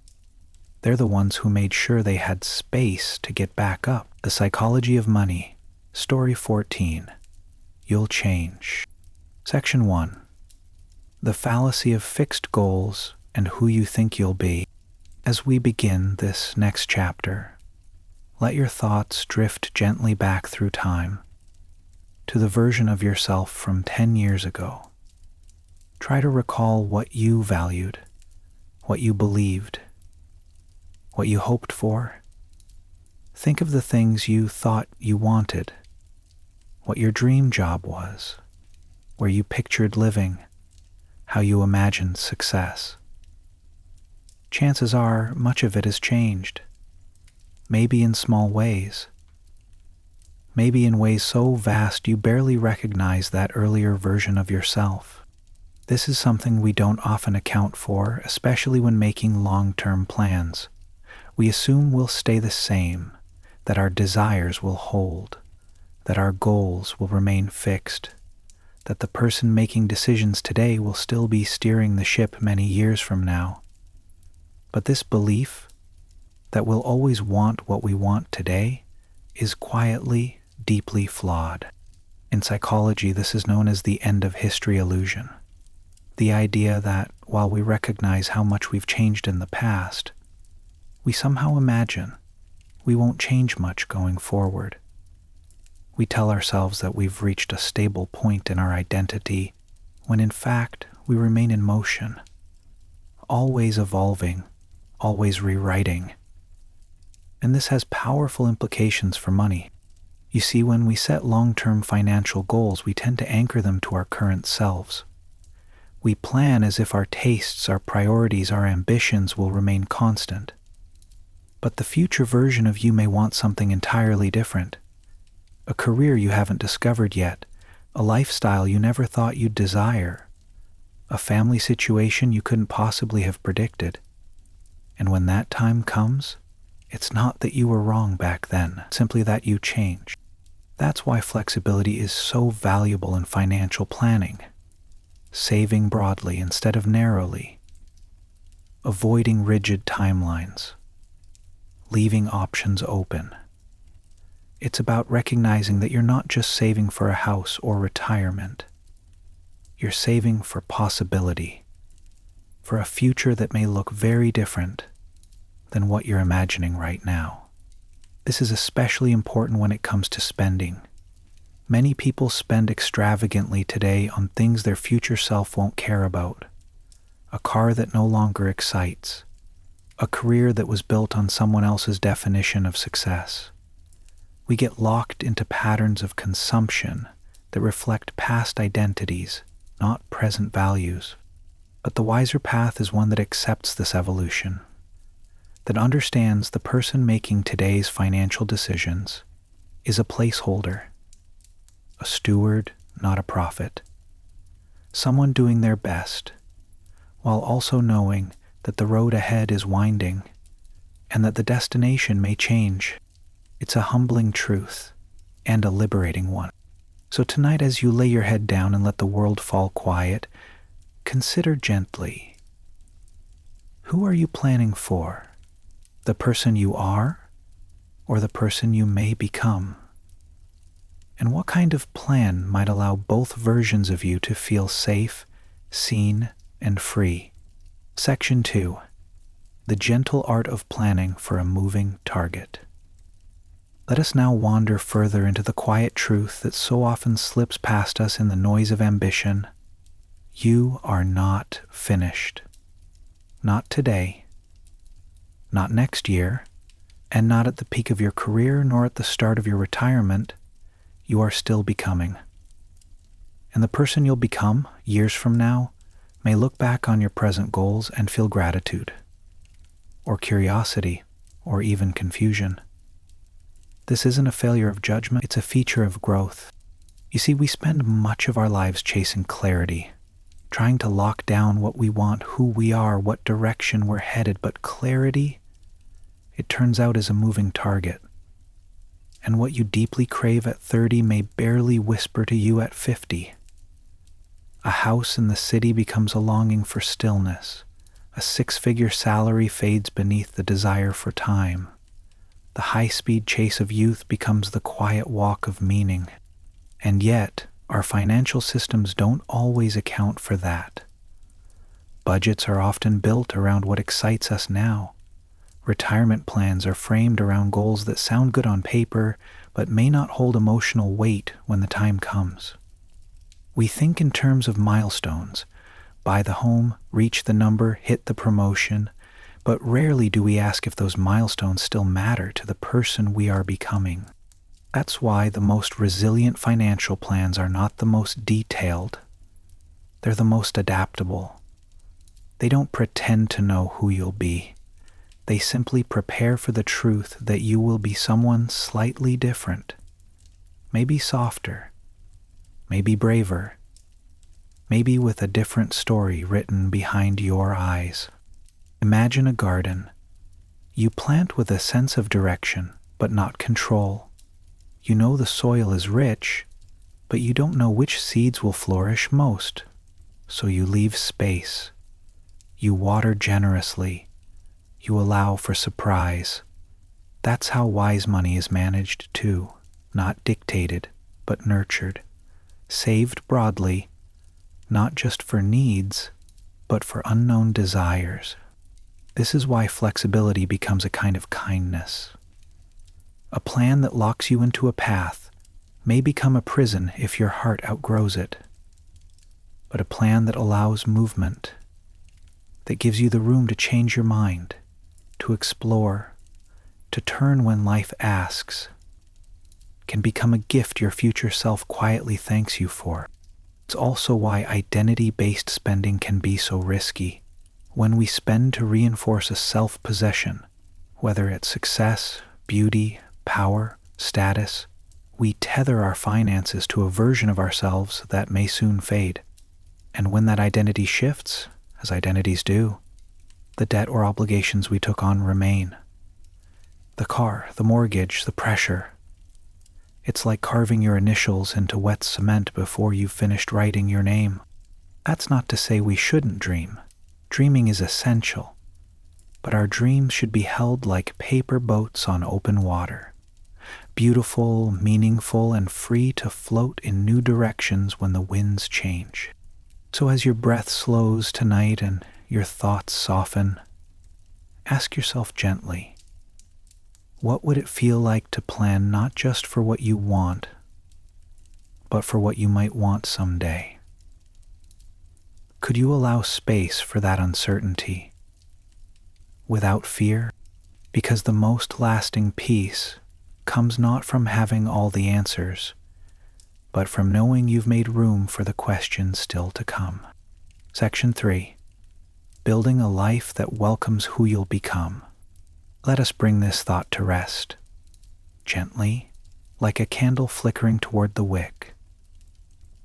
In all the pages of financial advice, spreadsheets, projections, and well-meant guidance, there is often one voice that goes unspoken. It's not the voice of who you are, or even who you were. It's the voice of who you'll become, and it is soft, unfamiliar, and still forming. And yet, so much of how we save and spend, so much of how we define success, is rooted in the illusion of permanence, that the dreams we hold today will be the same ones we'll chase a decade from now, that the career we prize, the status we seek, the version of happiness we pursue will remain unchanged. But nothing in nature works that way. Trees bend, rivers shift, even the stars are slowly moving. You will change. Slowly, maybe. Subtly, perhaps. But deeply. And rather than resist that truth, or ignore it, you can begin to welcome it, to let it guide the way you build your life and your relationship with money. One of the kindest financial decisions you can make is to not overspend on your present identity, to avoid locking in a lifestyle based on who you think you must be, and instead leave space for future versions of you to make their own decisions, to not obligate your future self to maintain a job they may not love, or a home that no longer fits, or a social image they've quietly outgrown. Instead, build lightly, save generously, choose commitments that still allow you to move, to grow, to explore. When possible, opt for freedom over flair, time over display, peace over performance. And here's something comforting. The future you doesn't need to have all the answers either. You don't need to predict your next chapter perfectly. You only need to be open to the idea that the next chapter will be different, and to prepare for it with patience, flexibility, and a deep sense of self-compassion. Some of the best moments of your life may come from choices your current self doesn't yet understand. And that's okay. You're not failing by not knowing. You're evolving by allowing. A financial life built around this truth will look different. It won't always chase the biggest returns or the flashiest goals. It might value simplicity more than sophistication, optionality more than optimization, and most of all, it will value space for rest, for questions, for growth. So as your body sinks deeper into stillness and the edges of thought begin to blur, ask yourself just one thing. Can you trust the person you are becoming, even if you don't fully know them yet? Because that person is already on their way, and they are counting on you to leave the path open. The Psychology of Money. Story 15. Nothing's free. Section 1. The hidden price of every reward. Let us begin this next reflection by considering a quiet truth that most people overlook, not because it is hidden, but because it is inconvenient. In life, and especially in money, nothing is ever truly free. Every choice comes with a cost, though that cost may not always be measured in dollars. Sometimes it is time, sometimes it is stress, sometimes it is the peace you trade away in exchange for the pursuit of something shinier, louder, more impressive. When we talk about financial success, we often hear about the outcomes, the portfolio size, the real estate holdings, the passive income streams, the dream lifestyle. But behind each of those outcomes lies a quiet ledger of trade-offs.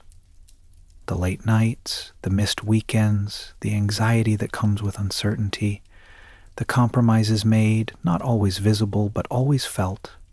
The idea that nothing's free is not meant to discourage. It's meant to bring clarity. It's about seeing the full picture, not just the reward, but also the path that leads to it. You see, when we believe something is without cost, we pursue it blindly. But when we see the price clearly and calmly, we can decide if it's worth it. This applies to so many areas of our financial lives. Take investing, for instance.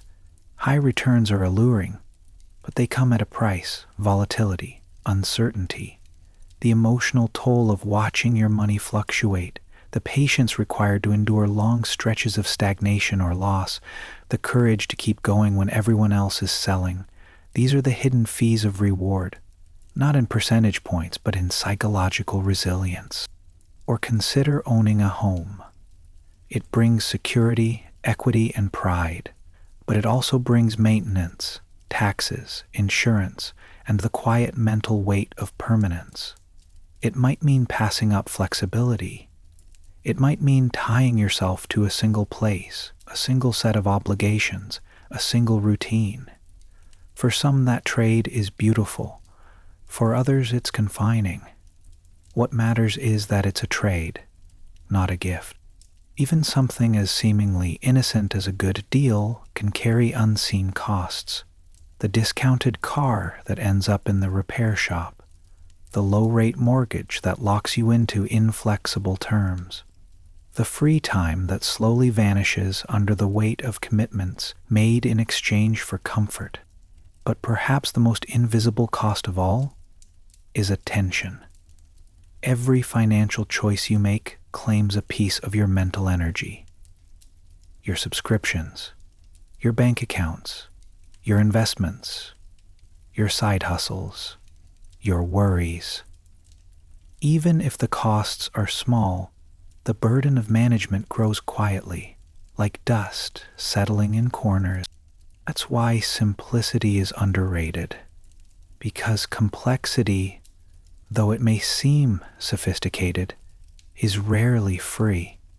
It comes with maintenance, it comes with friction, and over time, that friction can wear down even the most well-intentioned plan.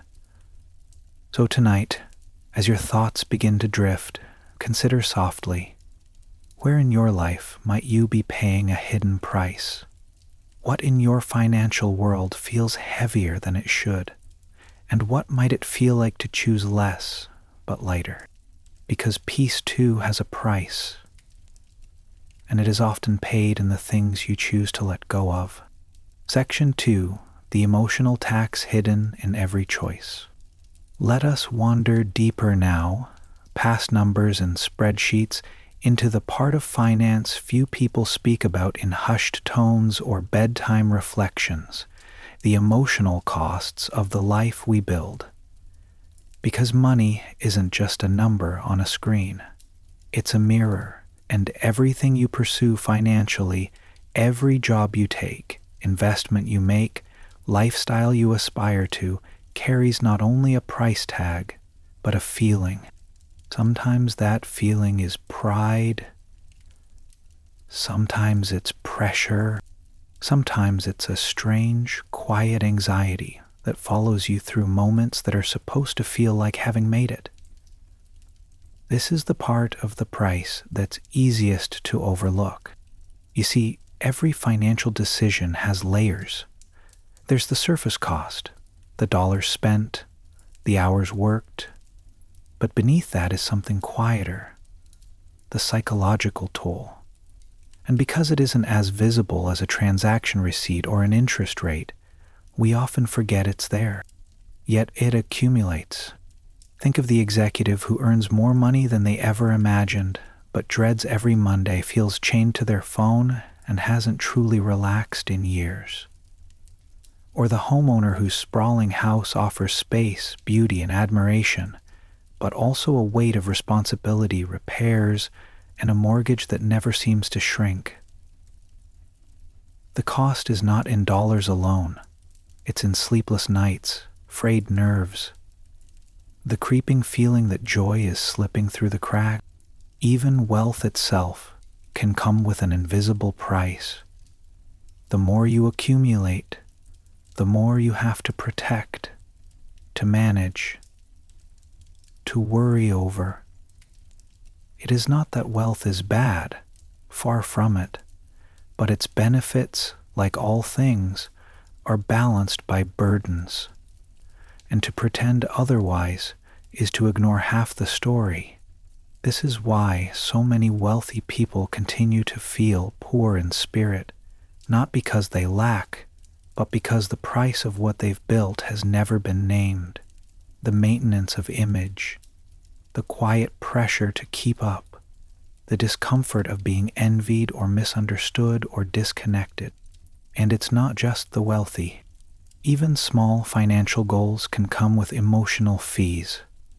That side hustle you started for freedom, it might now feel like a second job. That minimalist lifestyle you hoped would bring peace, it might now feel like constant restraint. The car you bought to feel secure, it might be the very thing stretching your monthly budget too thin.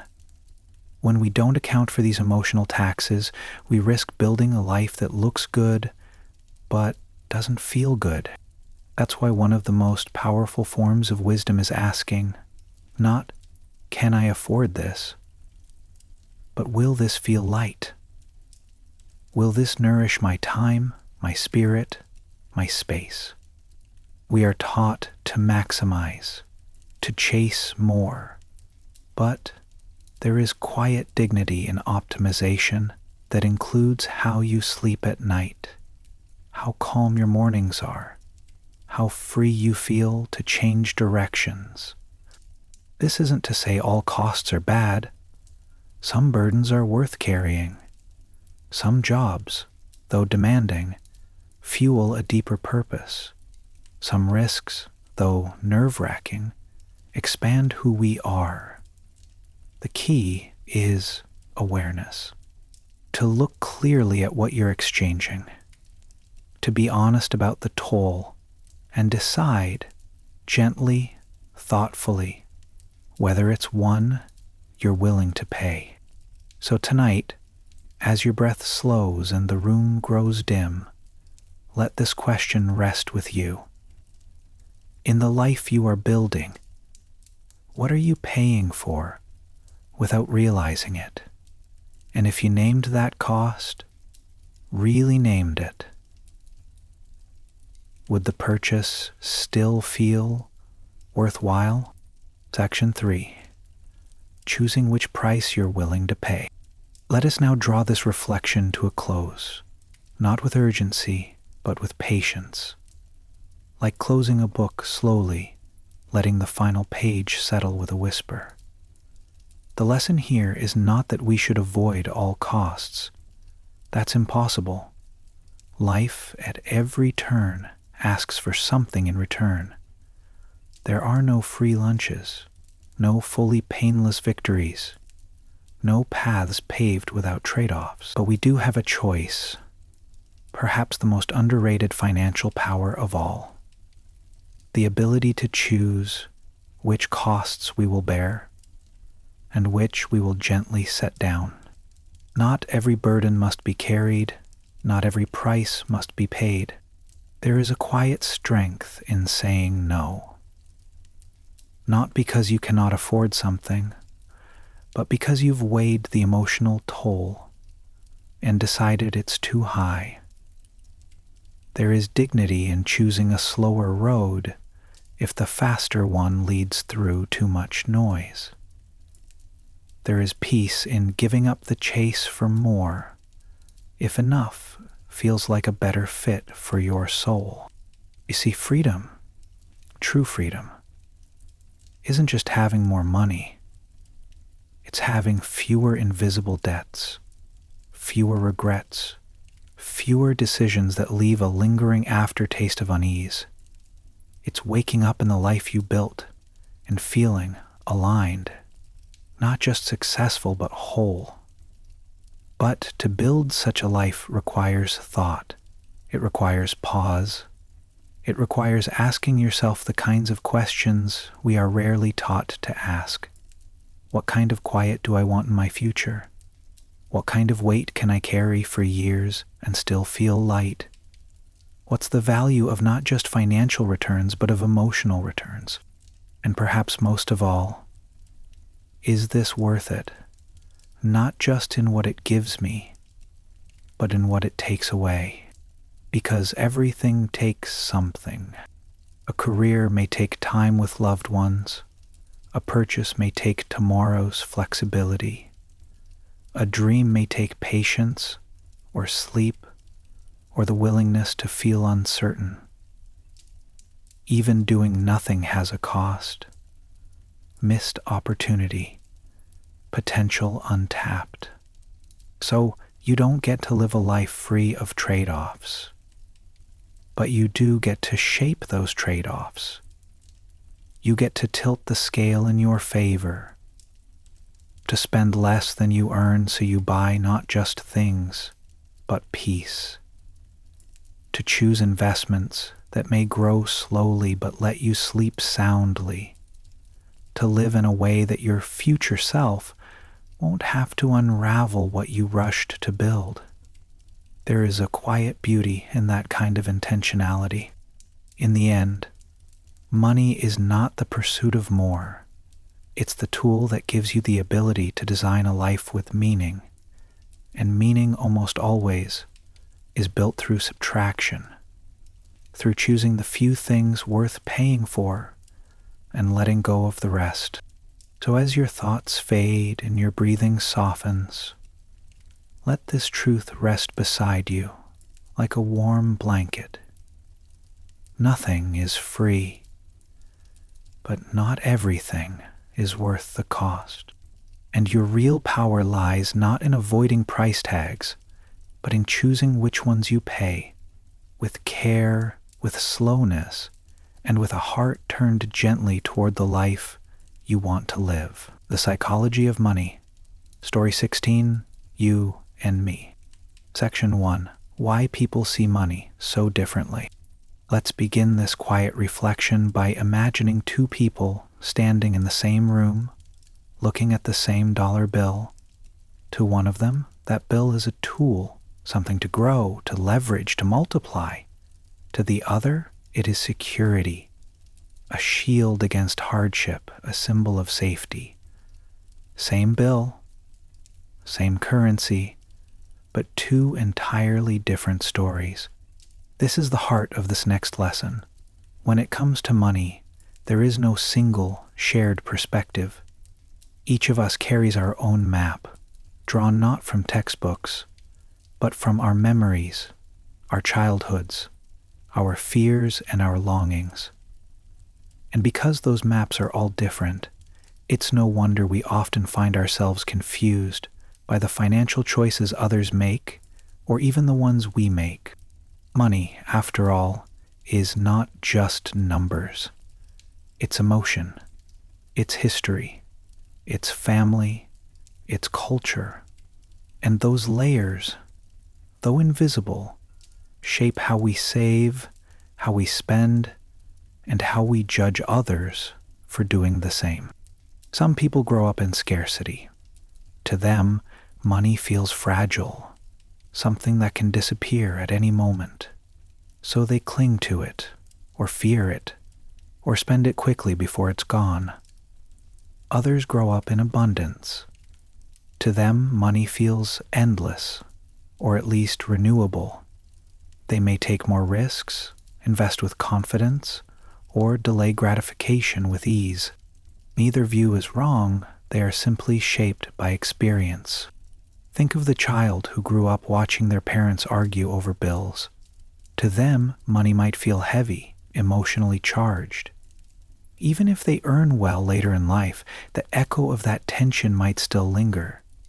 Now, imagine someone else who watched their parents build wealth slowly, without drama, just quiet discipline. That child might grow into an adult who sees money as stable, even comforting. These early impressions don't go away. They settle into the corners of our choices. The way we tip at restaurants, the way we react to a market downturn, the way we feel when we check our bank balance. And because we all walk around with different histories, we all define enough differently. We pursue safety in different ways. We invest according to different fears and different hopes. That's why financial advice, even when well-intentioned, often falls flat. Because what works for one person may feel impossible or irrelevant to another. A strategy built on confidence won't resonate with someone haunted by instability. A plan that celebrates risk won't appeal to someone who's still healing from a loss. This is also why judgment, especially around money, is often misplaced. When someone spends lavishly, or saves obsessively, or avoids investing altogether, we're tempted to see it as foolish or wrong, but often they're simply navigating their own emotional terrain, a terrain we cannot fully see. So tonight, as the world softens and your body begins to rest, consider this gentle question. What shaped your view of money? What old stories are still guiding your hand?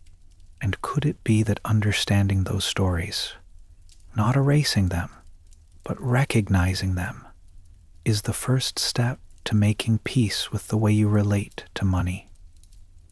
And the way others do too? Section 2.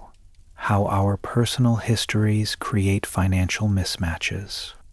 Let us drift further now into the quiet, tangled web of relationships, and how money, though silent, often weaves its way into the spaces between us.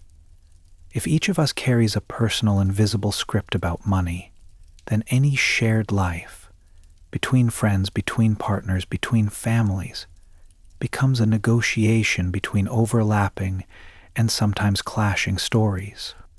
This is why financial harmony can be so elusive. Two people might agree on almost everything, values, hopes, dreams, and still find themselves in quiet conflict over how money is earned, saved, or spent, not because they disagree on numbers, but because they carry different meanings behind those numbers. Take, for example, the difference between a saver and a spender. One may find deep comfort in watching their account balance rise, each deposit a small reassurance that things are under control. The other may find joy in experiences, in generosity, in the visible fruits of hard work. Neither is wrong, but if they aren't aware of their deeper motivations, they may begin to misunderstand each other. The saver might think, "Why does she always want to spend?" And the spender might wonder, "Why does he never want to enjoy life?" Beneath these thoughts is often something softer. The saver may be guarding against a fear of loss. The spender may be chasing a feeling of freedom once denied, but without bringing those fears and hopes into the open, they remain trapped as quiet tension. This mismatch appears everywhere. In business partnerships, where one person values aggressive growth while the other seeks slow stability. In families, where children learn habits from parents, then grow into adults who either repeat or rebel against them. In friendships, where one person's budget consciousness feels like rejection to someone more spontaneous. It even shows up within ourselves. Sometimes we act in ways that contradict our own stated goals. We want to save, but we buy impulsively. We want security, but we take risky bets. Why? Because we are not just guided by logic. We are shaped by emotion, and those emotions often come from the stories we've lived, and the ones we haven't had the time or space to understand. That's why grace is so important in financial relationships. Grace for others, and grace for yourself. Instead of assuming someone is being irresponsible or stubborn, consider this. What might their money choices be trying to protect? What old belief are they honoring, even if they no longer consciously believe it? What loss or longing or lesson lives behind their behavior? This doesn't mean you have to accept every viewpoint or agree with every approach, but understanding opens the door to compassion, and compassion opens the door to solutions that feel safe to everyone involved. This is especially true in long-term partnerships. The most successful financial teams are not always the ones who see things the same way. They're the ones who learn to see through each other's eyes, to ask, "Where did that belief come from?" before asking, "Why are you doing that?" And sometimes even just naming your financial story aloud can be enough. Saying, "I grew up afraid of not having enough," or "I never learned to spend without guilt," can shift the atmosphere from judgment to vulnerability. Because once the story is known, it can be softened. It can be rewritten.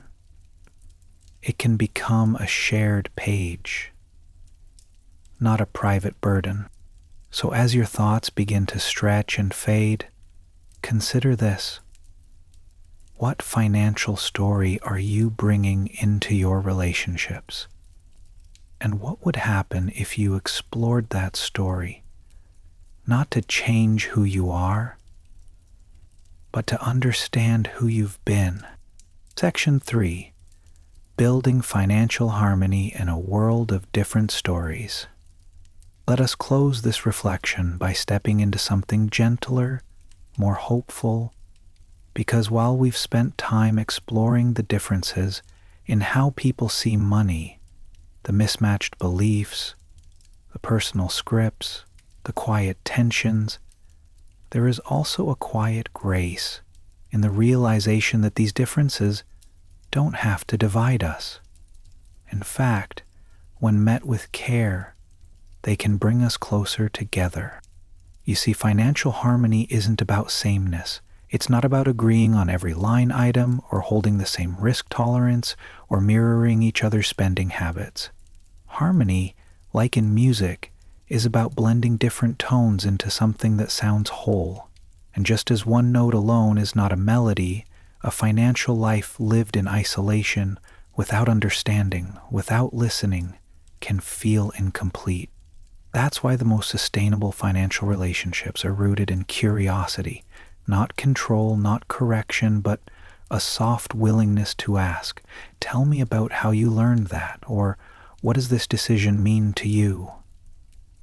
When you ask those kinds of questions, you begin to move past the surface, the budget, the behavior, and into the emotion behind it. And that's where transformation begins. Sometimes harmony means compromise. Sometimes it means giving one another room to manage separate accounts or take individual approaches. Sometimes it means shared goals with different paths toward them. What matters is that both people feel seen, that both people are allowed to bring their full money story to the table, not just the polished version, but the messy, honest one. This kind of openness doesn't just happen in romantic partnerships. It's just as valuable in friendships, families, and teams. How often have arguments over a group trip or a shared gift or a split bill come down to unspoken assumptions about what's normal? In reality, there is no normal. There's only personal, and when the personal becomes mutual through empathy, conflict softens. Even within ourselves, this same principle applies. You may hold contradictory financial values, perhaps a desire to be frugal and a longing to enjoy life, perhaps a need for security and a craving for risk. That doesn't make you irrational, it makes you human. And the peace you're looking for may not come from choosing one over the other, but from listening to both and letting them coexist in thoughtful tension. It is this understanding that each person walks through life with their own financial lens that can help you become not just a better planner, but a gentler one. One who doesn't measure success by perfection, but by peace. One who doesn't just build wealth, but also builds trust, grace, and room for different ways of being. So as your breath deepens and the quiet of night settles over you, let this closing thought rest softly beside you. Your relationship with money is not just about you. It's about the people you share your life with, the people whose stories run alongside yours, the people who are also trying to feel safe, understood, and free. And when we hold space for each other's stories, without judgment, without correction, we build something even more valuable than wealth. We build belonging. The Psychology of Money. Story 17. The Seduction of Pessimism. Section 1. Why bad news feels more real. As we begin this next chapter in the stillness of the night, let us turn to a quiet bias that often shapes the way we see the world, and especially the way we view money. It is the subtle pull of pessimism, that odd but familiar feeling that bad news is somehow more trustworthy than good, that warnings feel wiser than encouragement, that fear seems smarter than hope. And yet, when we look closely, this isn't necessarily because pessimism is more accurate. Often it's because pessimism sounds more serious, more grown up. It dresses itself in caution, in realism, in responsibility. And so when someone says, "This will collapse," or "The market will crash," or "It's all a bubble," it sounds like insight. But when someone says "we'll recover" or "things will improve," it often sounds naive, even if it turns out to be true. Why is that? Perhaps it's because of the way our minds evolved. For our ancestors, paying attention to danger had survival value. The person who ignored a rustle in the bushes might not get another chance. So the brain learned fear deserves attention. Bad news deserves weight. This still lingers in our modern lives. A single down day in the stock market can rattle us more than a month of steady gains can reassure us. A forecast of recession travels faster than news of record employment. Headlines are more likely to lead with collapse than progress. And it's not because the world is getting worse. It's because threats are sticky. They stick to our thoughts, our conversations, our sense of control. Pessimism also tends to be more specific. When someone says the market is going to drop 20% because of X, Y, and Z, it feels precise, measured. Meanwhile, optimism often sounds vague.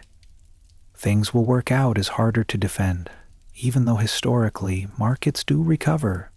Economies do rebound. Progress does occur, just more slowly, more quietly, and with far less drama. This discrepancy creates a kind of imbalance. If you're always listening for what's about to go wrong, you'll hear danger at every corner. And you may miss the larger truth that despite setbacks, most things trend upward over time, slowly, unevenly, but undeniably. It doesn't mean we should ignore risk or walk blindly into investments or ventures without care. But it does mean we must be cautious of how often we confuse pessimism with wisdom. Sometimes the voice that says, "Be careful," is truly protecting us. But sometimes it's the echo of fear, speaking louder than the facts. Tonight, as your mind settles into softness, consider this question. When have you mistaken seriousness for truth? When has a warning felt more credible than a quiet reassurance, even if the reassurance was right? And how might your perspective change if you began to listen just as carefully to calm voices of long-term optimism as you do to the shouts of immediate concern? Section 2. How negativity shapes financial behavior. Now that we've acknowledged how pessimism draws our attention, let us explore how that tendency, so deeply rooted in our psychology, can quietly shape the way we behave with money, sometimes without us even realizing it. Because the issue isn't just that bad news feels louder. It's that we often act on it, even when the long-term data suggests patience. Imagine someone who begins investing during a booming market. The headlines are calm or even celebratory, but then a downturn begins. The numbers fall. Commentators on television speak with grave certainty about instability. Online, the word recession starts trending. Suddenly, that person is not looking at their portfolio logically. They're feeling it, like a weight in the chest, a quiet sense of alarm in the background of their daily routine. And so they sell, even if they had a long-term plan, even if the fundamentals haven't changed, even if, a year from now, the market is back where it started or higher. The emotional pull of pessimism, especially when repeated from multiple sources, can override reason. Why? Because losses hurt more than gains feel good. This is called loss aversion, and it's one of the most consistent patterns in human decision-making. We feel the sting of a 10% drop more intensely than the pleasure of a 10% gain. It's not math, it's emotion, and it's completely natural. Pessimism plays into this.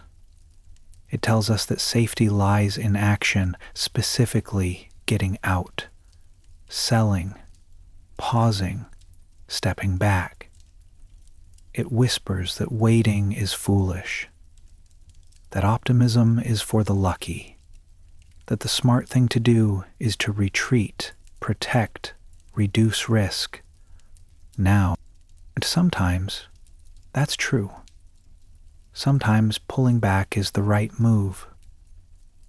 But more often than not, especially in broad investing, it's the long-term holders, the ones who learn to sit still in discomfort, who are quietly rewarded.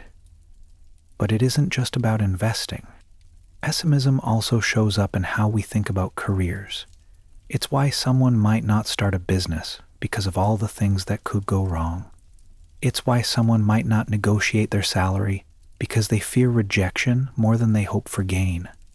It's why people may hoard cash but hesitate to grow it. It's why someone might avoid money altogether because in their mind, it feels like a source of pain, conflict, or uncertainty. It's also why culturally we're drawn to stories of collapse. Economic crashes, bankruptcies, financial scandals, they stay in our minds, they feel like lessons. Meanwhile, slow stories of compound growth, of cautious but consistent progress, feel dull, easy to ignore. But here's the quiet truth. The world has seen countless downturns, wars, recessions, inflation, depressions, and yet it has always eventually moved forward. Not in a straight line, not without pain, but forward nonetheless. If we let the loudness of pessimism govern our actions, we risk missing that arc of progress. We risk pulling back when we might simply need to wait. We risk responding to noise as if it were signal. So tonight, as your thoughts drift quietly, let this gentle question settle in. Where in your life have you let fear shout over facts? What decisions, big or small, might you be making from a place of urgency, not truth? And could a bit of stillness help you hear the softer, more patient story that's also unfolding? Section 3. Seeing the world through a softer lens. As we bring this reflection to a close, we do so gently, without rushing to change the way you think, but instead offering you a slower way to see. A way to recognize the grip of pessimism not as an enemy but as a habit, a protective reflex, one that once served us well, but now, in our complex financial world, may need a bit of quiet reevaluation. You see, the future is rarely as bright or as dark as it seems in the moment. It is almost always more balanced and more surprising. Things fall apart, but then people rebuild. Markets crash, but then slowly they recover. The economy stumbles, but human ingenuity, over time, finds a way forward again. The danger is not in noticing hardship, it's in thinking hardship is permanent. Pessimism makes us believe that pain will last forever, that problems will compound without end, that recovery is unlikely. It frames the world as fragile and teetering, and sometimes it is. But more often, we forget just how much resilience is quietly built into the systems around us. Consider nature.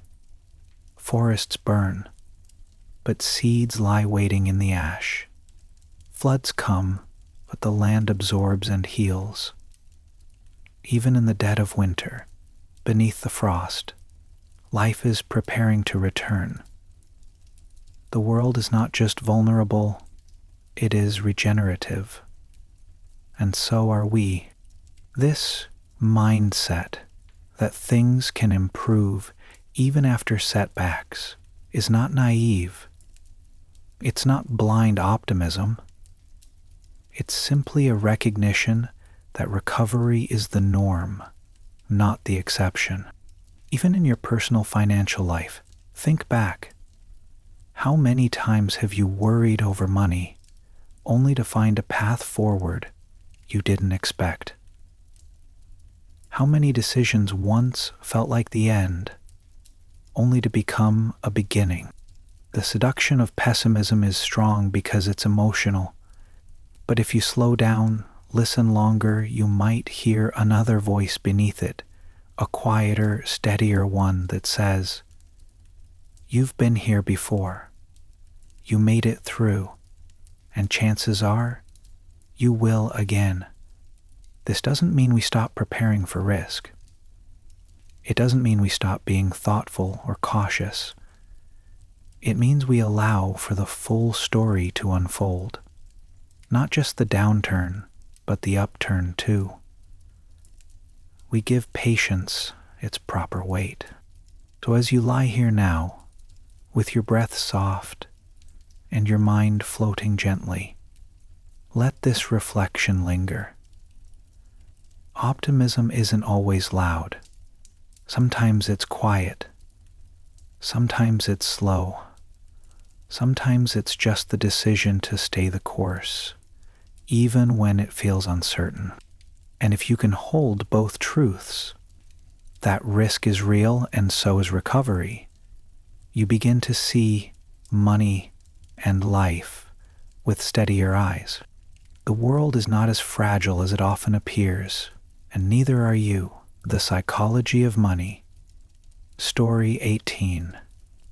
When You'll Believe Anything. Section 1. How Stories Shape Our Financial Reality. Let us begin this next chapter with a soft truth. Money is not only about math, it is also about meaning. And meaning, more often than not, is made up of stories. We all tell them, not out loud necessarily, but in our minds. We tell ourselves why we made that purchase, or why we saved that much, or why we trust this market or avoid that investment. We explain, we justify, we make sense of the choices we've made with the narratives we create. And over time, those narratives become something deeper. They become beliefs. Beliefs about what's possible, about what's safe, about what success looks like, and what failure means. But here's where it becomes complicated. The stories we believe about money don't always come from facts. Often, they come from feelings, from what we've lived through, or what we've heard, or what someone once said with enough certainty that we never questioned it again. This is why two people can look at the same financial opportunity, and one sees danger while the other sees hope. It's not just about the numbers. It's about the lenses through which they're viewed. Consider, for example, the person who grew up during a recession. They watched jobs vanish, homes foreclose, families struggle. For them, a booming market may feel suspicious, unsustainable, too good to be true. Their story says, this won't last, and so they may be hesitant to invest, even when all indicators suggest stability. Now imagine someone else who came of age during a period of massive growth. They saw portfolios double, technology soar, optimism rise.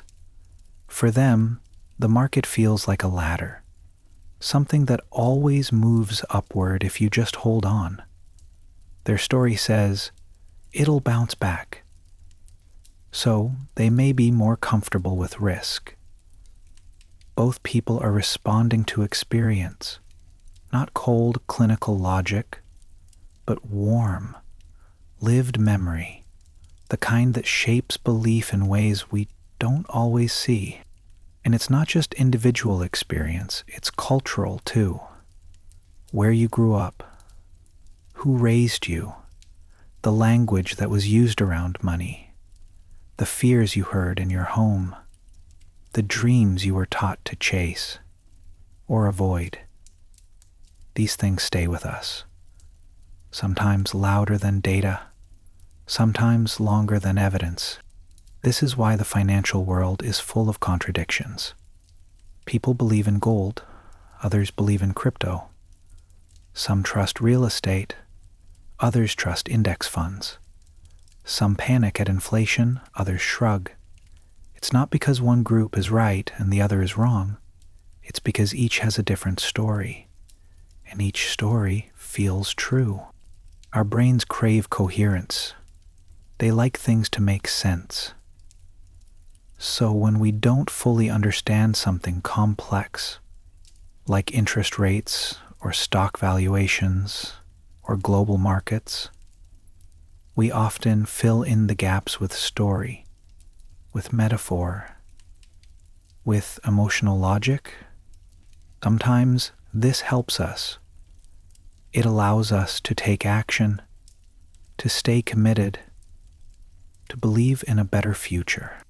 But other times, it can lead us astray, because once a story is believed, especially one tied to emotion, it becomes hard to let go, even in the face of new information. So tonight, as you settle deeper into the hush of the evening, consider this. What story are you currently living when it comes to money? Who told it to you? And when did you first start believing it? Because the more aware we become of the narratives that shape us, the more gently and wisely we can choose which ones to keep. Section 2, the power of belief over evidence. Let us continue by drifting into the soft but powerful space where belief meets behavior, a place where logic quietly takes a back seat and emotion begins to steer. This is where money becomes deeply personal, not because of the numbers themselves, but because of what we think those numbers mean. Imagine you're watching two investors respond to the same market dip. One checks the data, reads the trend, and stays the course. The other panics, sells everything, and warns others to do the same. They are not reacting to different realities. They are reacting to different interpretations. And those interpretations are shaped not by what is happening, but by what they believe is going to happen next. And beliefs, unlike facts, don't require verification. They just require repetition. A few negative headlines, a friend's anxious tone, a memory of the last time things went wrong. That's often all it takes. You see, the brain is wired to spot patterns, even when those patterns aren't there. It's a survival instinct. And money, though it lives in spreadsheets and balance sheets, is also stored in the emotional parts of our minds. Once a belief is formed, the market always crashes after a rise. Or, you can't trust banks. Or, debt is evil. It tends to stick, and we begin to collect evidence to support it, even if that belief came not from data, but from one bad experience, one overheard comment, one long-held family story. This is called confirmation bias. It means we see what we expect to see. If you believe a downturn is coming, every minor dip feels like proof. If you believe success is rigged, every wealthy person feels suspicious. If you believe money is dangerous, even abundance feels unsafe. The result? People often act in ways that seem irrational from the outside. But from their point of view, those actions make perfect sense.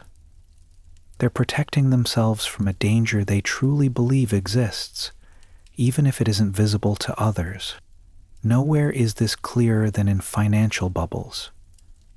Bubbles form when belief grows stronger than fundamentals, when the story becomes more powerful than the numbers. Think of the dot-com boom, or housing in 2008, or meme stocks in more recent years. People didn't invest because the facts lined up. They invested because the story was exciting. The story was hopeful. The story felt like it had momentum.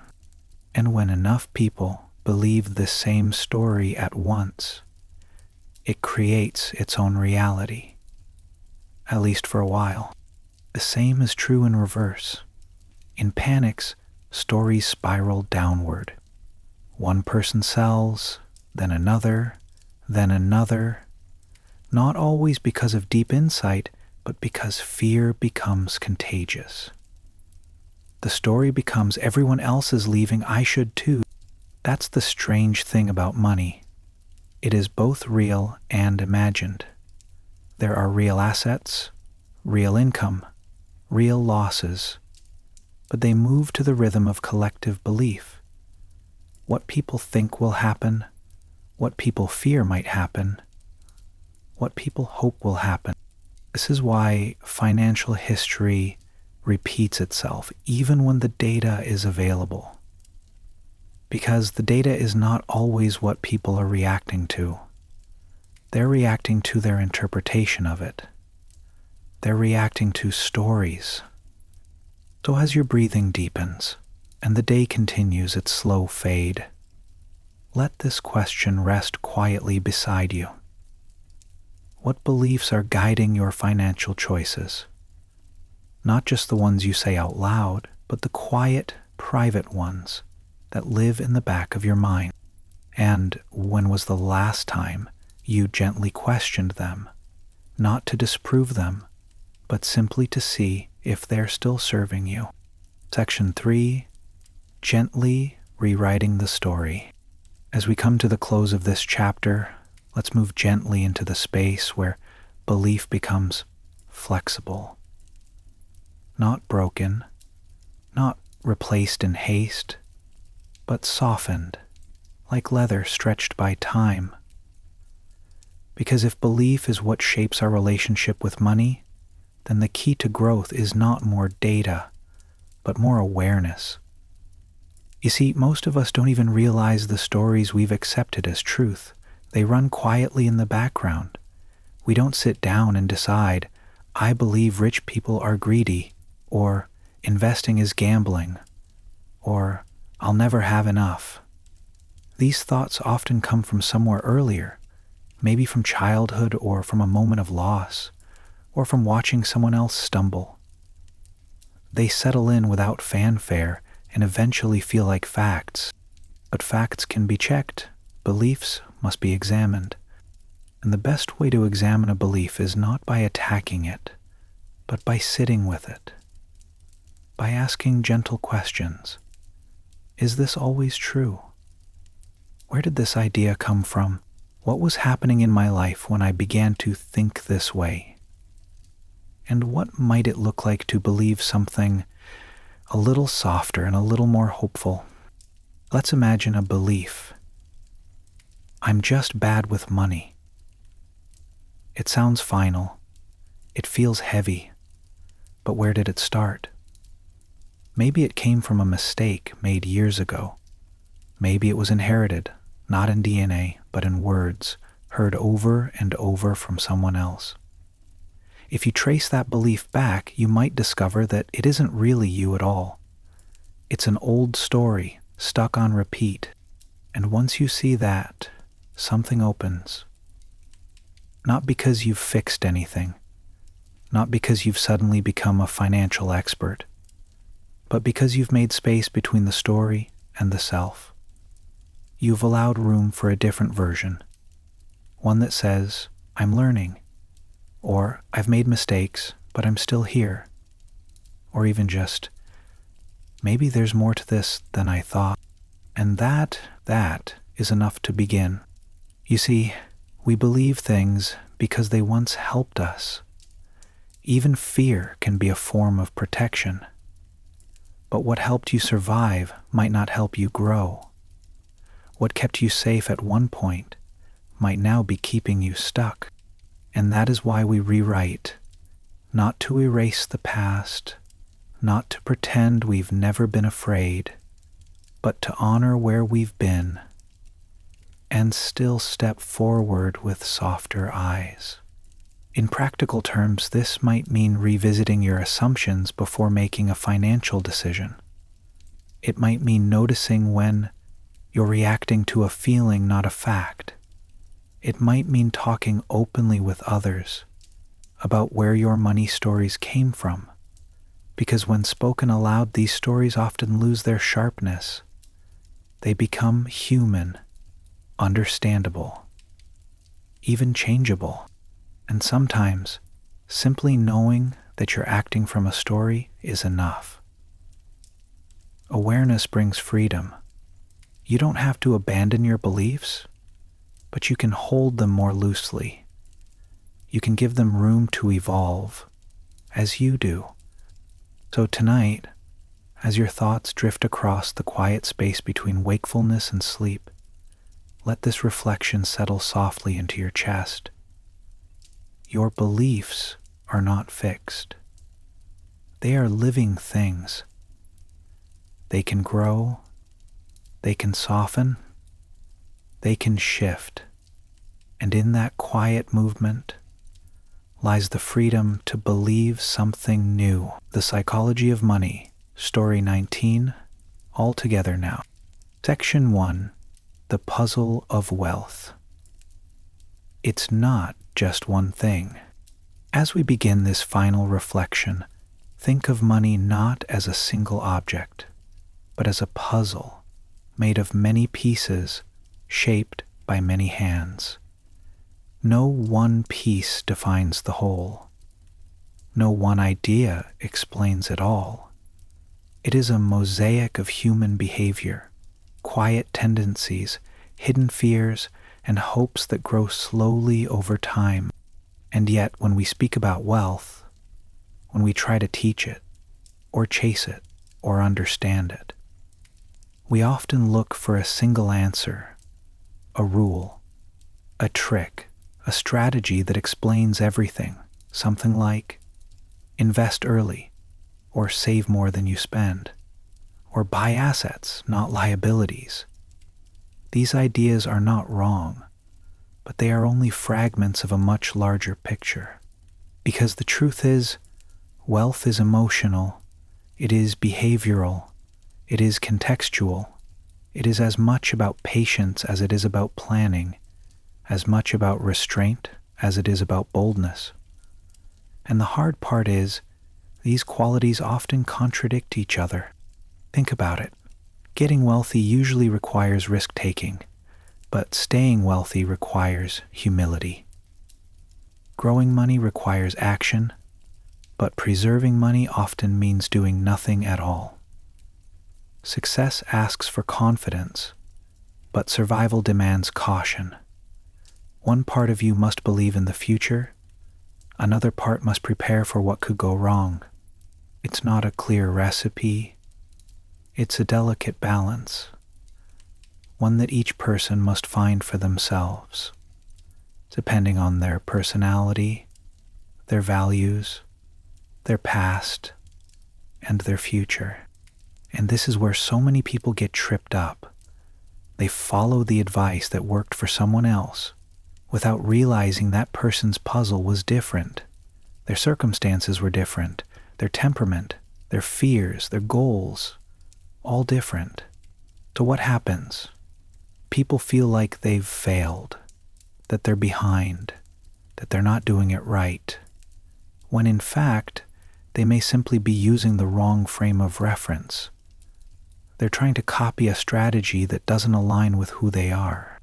That's why personal finance is so personal. What feels risky to one person feels safe to another. What seems conservative to one investor may feel reckless to someone else. The same market dip that one person sees as a buying opportunity Another sees as a signal to retreat. And neither is wrong. They're just reacting from different positions, shaped by different stories. In the end, money is not just numbers on a page. It is a quiet reflection of what we value, of what we fear, of how we see the future, and how we feel about the past. So as we begin this final lesson, breathe deeply and consider, if money were a mirror, what might it be reflecting back to you?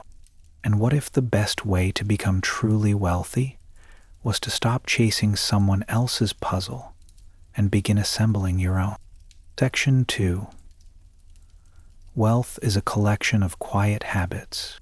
Let's continue by unfolding this idea further, how true wealth isn't just built from bold moves or clever decisions, but from small, quiet habits repeated over long periods of time. It's easy to think wealth is flashy, that it shows up in big moments, buying the right stock, starting the right business, making the perfect decision at the perfect time. But more often than not, wealth is less like a firework, more like a candle, steady, soft, gradual. It begins with consistency, not brilliance, not perfect timing, just the choice repeated over and over to live slightly below your means, to save when it's boring, to invest even when the market doesn't make headlines, to not react to every piece of financial news with urgency, but to move slowly, patiently, as if you're gardening, not gambling. It continues with emotional balance, with the ability to tolerate uncertainty without panicking, with the humility to admit when you're wrong, and the discipline to stick with what's working, even when it isn't exciting. With the awareness that wealth building isn't a sprint, or even a marathon. It's more like tending an orchard. You plant, you water, you wait, and you trust the process, even when you can't see the fruit. And perhaps most importantly, it deepens with self-acknowledge, with knowing what enough means to you, not according to the loudest voice on the internet, not according to a financial influencer, but to you. Because if you don't define enough, the world will do it for you. And the world will always tell you that you need more. So many people spend their lives chasing more. More income, more returns, more prestige, without stopping to ask why, without ever reaching a point of peace. Because in their minds, wealth isn't a state of contentment, it's a moving target. But real wealth, the kind that brings freedom, it often comes from subtraction, not addition. Less stress, less obligation, less comparison, more calm, more time, more clarity. That's what the quiet habits build toward. They're not just financial, they're emotional, psychological. They create space, breathing room, a margin between you and chaos. And while these habits may never make headlines, they're what keep people afloat when storms come.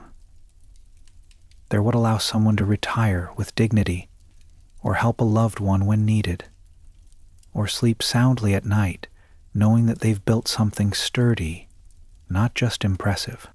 So tonight, as your eyes soften and your thoughts grow still, let this simple idea rest beside you. Wealth is not always visible. Often it looks like nothing at all. An unbought luxury, an unpaid debt, a decision to wait rather than chase. And perhaps the richest thing you can have is the peace that comes from not needing more than what truly matters. Section 3. The wisdom in accepting complexity. As we close this final story, let us return to a simple, comforting truth. Money does not follow a perfect pattern. It's not a formula to solve, but a relationship to understand. A blend of emotion and logic, chance and choice, instinct and planning. It cannot be fully mastered, only gradually understood, piece by piece, over time. You see, the most successful people in finance are not always the most intelligent or the most daring or even the most informed. They are often those who are simply steady, those who accept that they can't predict the future but can prepare for it, those who know they might make mistakes but plan for that possibility, those who build in margins of safety not because they expect disaster, but because they respect it. There's a quiet kind of wisdom in that, in knowing that uncertainty is not something to defeat, but something to make room for, that wealth does not erase risk, but helps absorb it, that it's okay not to have all the answers, as long as you have a system that allows for adaptation. It also means recognizing that every person's journey with money will look different. Some will earn more, some will save more, some will inherit, others will start from scratch, some will make sudden leaps, others will move forward slowly, almost imperceptibly, but no path is more valid than another.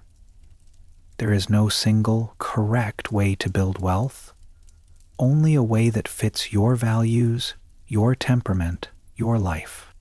And perhaps the most underappreciated skill in all of this is staying in the game, to keep showing up, to keep saving, to keep investing, to keep learning, not perfectly, not without setbacks, but steadily, with compassion for yourself, because time, more than talent, is the great multiplier.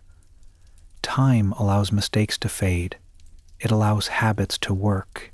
It allows luck and effort to blend into something meaningful.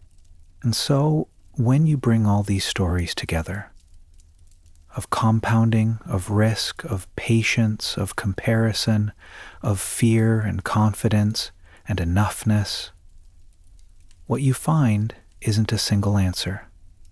You find a mosaic, an overlapping series of truths, a picture made whole not by clarity, but by embracing complexity. That's the psychology of money. It's not about chasing perfection, it's about understanding your own mind, your own triggers, your own priorities, and learning to move through the financial world with a little more calm, a little more care, a little more grace. So now, in this final moment of quiet, as your breath slows and the world dims, consider this gentle thought. Maybe you already know enough. Maybe you're doing better than you think. And maybe the next step is simply to keep going. Patiently, steadily, and on your own terms. That, too, is a kind of wealth. Final reflection. The psychology of money. A gentle conclusion. Now that we have wandered through every corner of the psychology of money, what remains is not a single powerful idea, but rather a quiet collection of insights, each one subtle, each one human. No sharp edges, no rigid conclusions, just a soft understanding that money, like life, is shaped not by formulas but by feelings, not by certainty but by the choices we make when things are uncertain. You've heard stories of risk and reward, of patience and panic, of people who built fortunes quietly and others who lost them loudly. You've listened to thoughts about enough, about luck, about why the richest outcomes are often the result of restraint, not brilliance. And more than anything, you've explored the idea that behavior is what matters most. Not the market, not your income, not the perfect financial strategy. Just you, your habits, your beliefs, your temperament, the way you respond when things go wrong, the way you wait even when it's uncomfortable, the way you make peace with uncertainty instead of trying to eliminate it. That is where the real work lies, and it is often invisible.